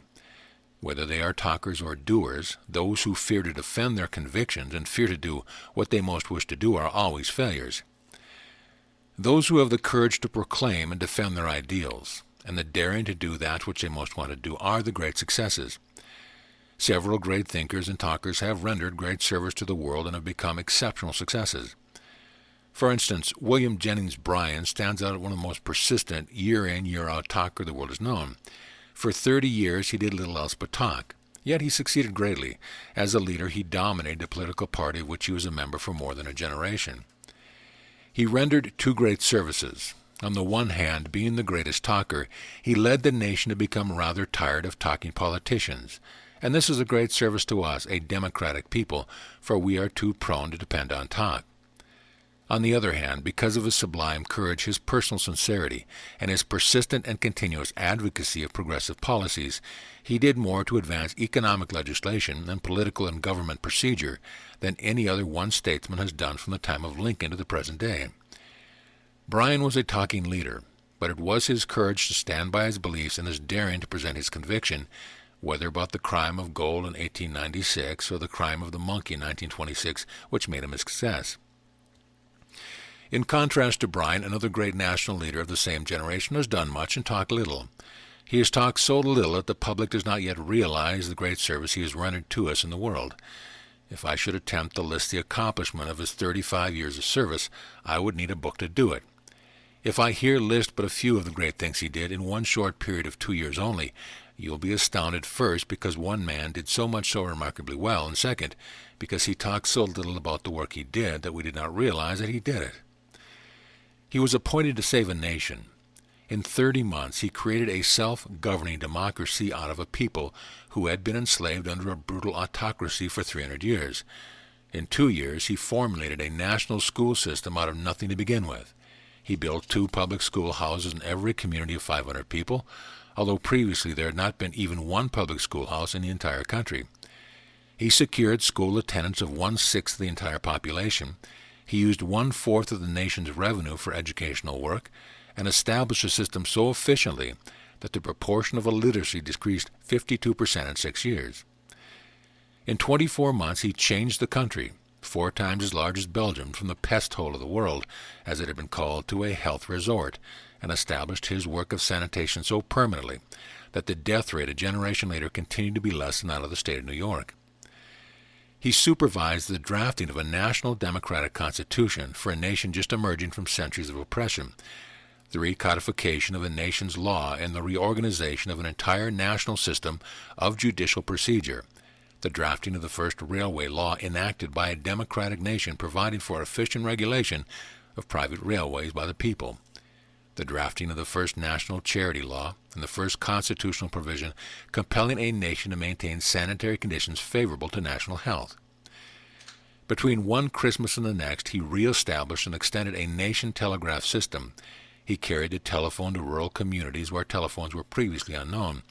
He reorganized a national postal system, increasing the number of post offices 90%, and managing them so well that the postal system made a profit equal to 17% of the nation's internal taxation.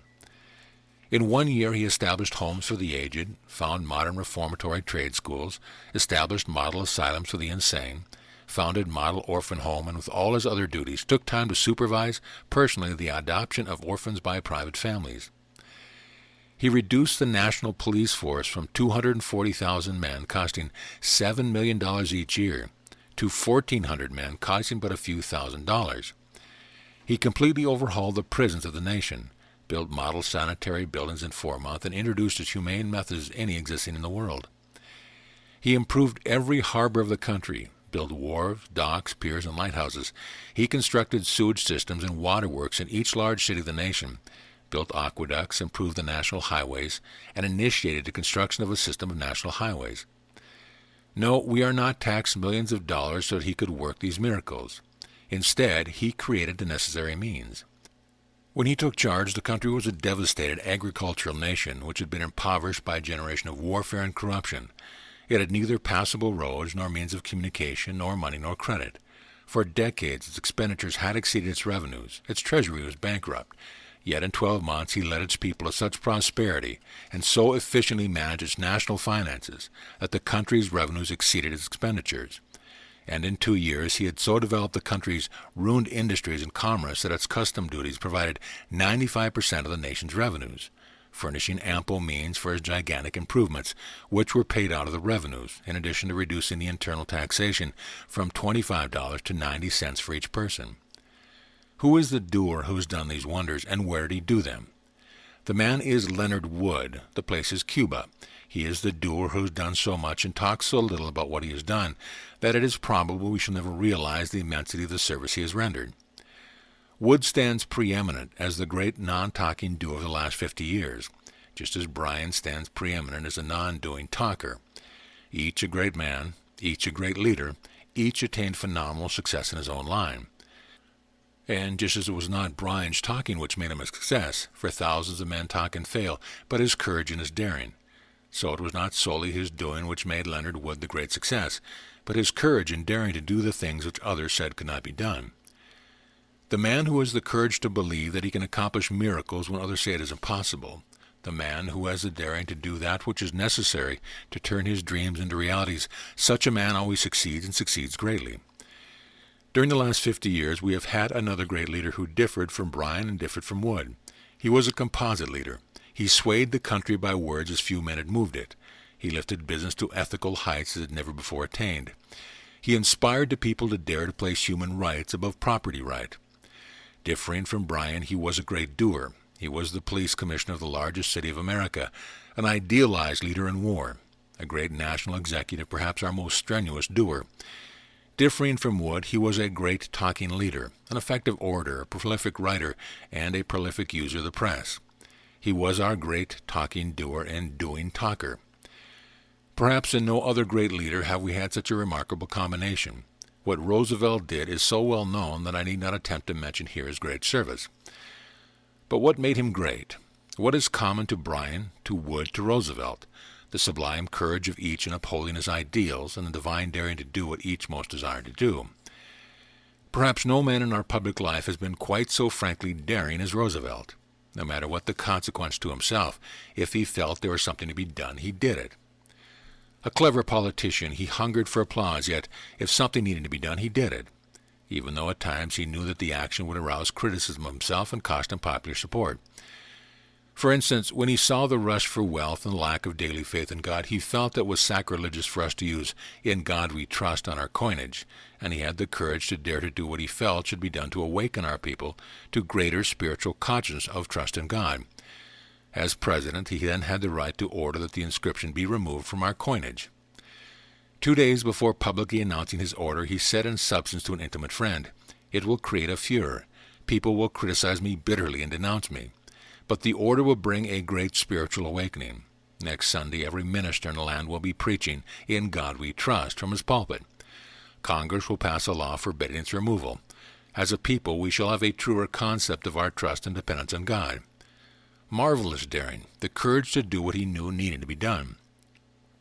More daring still was his frank assertion that he wanted to be president. I know of no other candidate for the office who has dared publicly to admit such a desire. Usually a candidate is writing to accept the presidency if it is thrust by him by the people. And soon after election, every other chief executive of the White House has let it be known that the presidency was a burden, that he cared not overmuch for the position, that he preferred private life.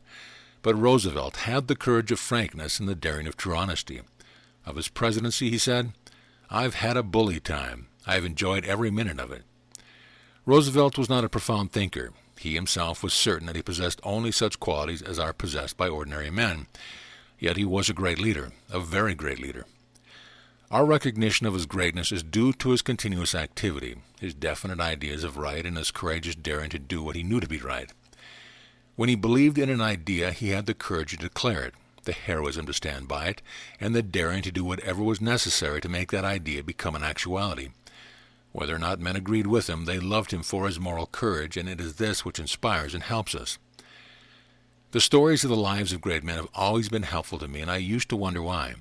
I knew that I could not imitate the lives of others, and yet I always found something in the life story of every great man, something which was inspiring and helpful.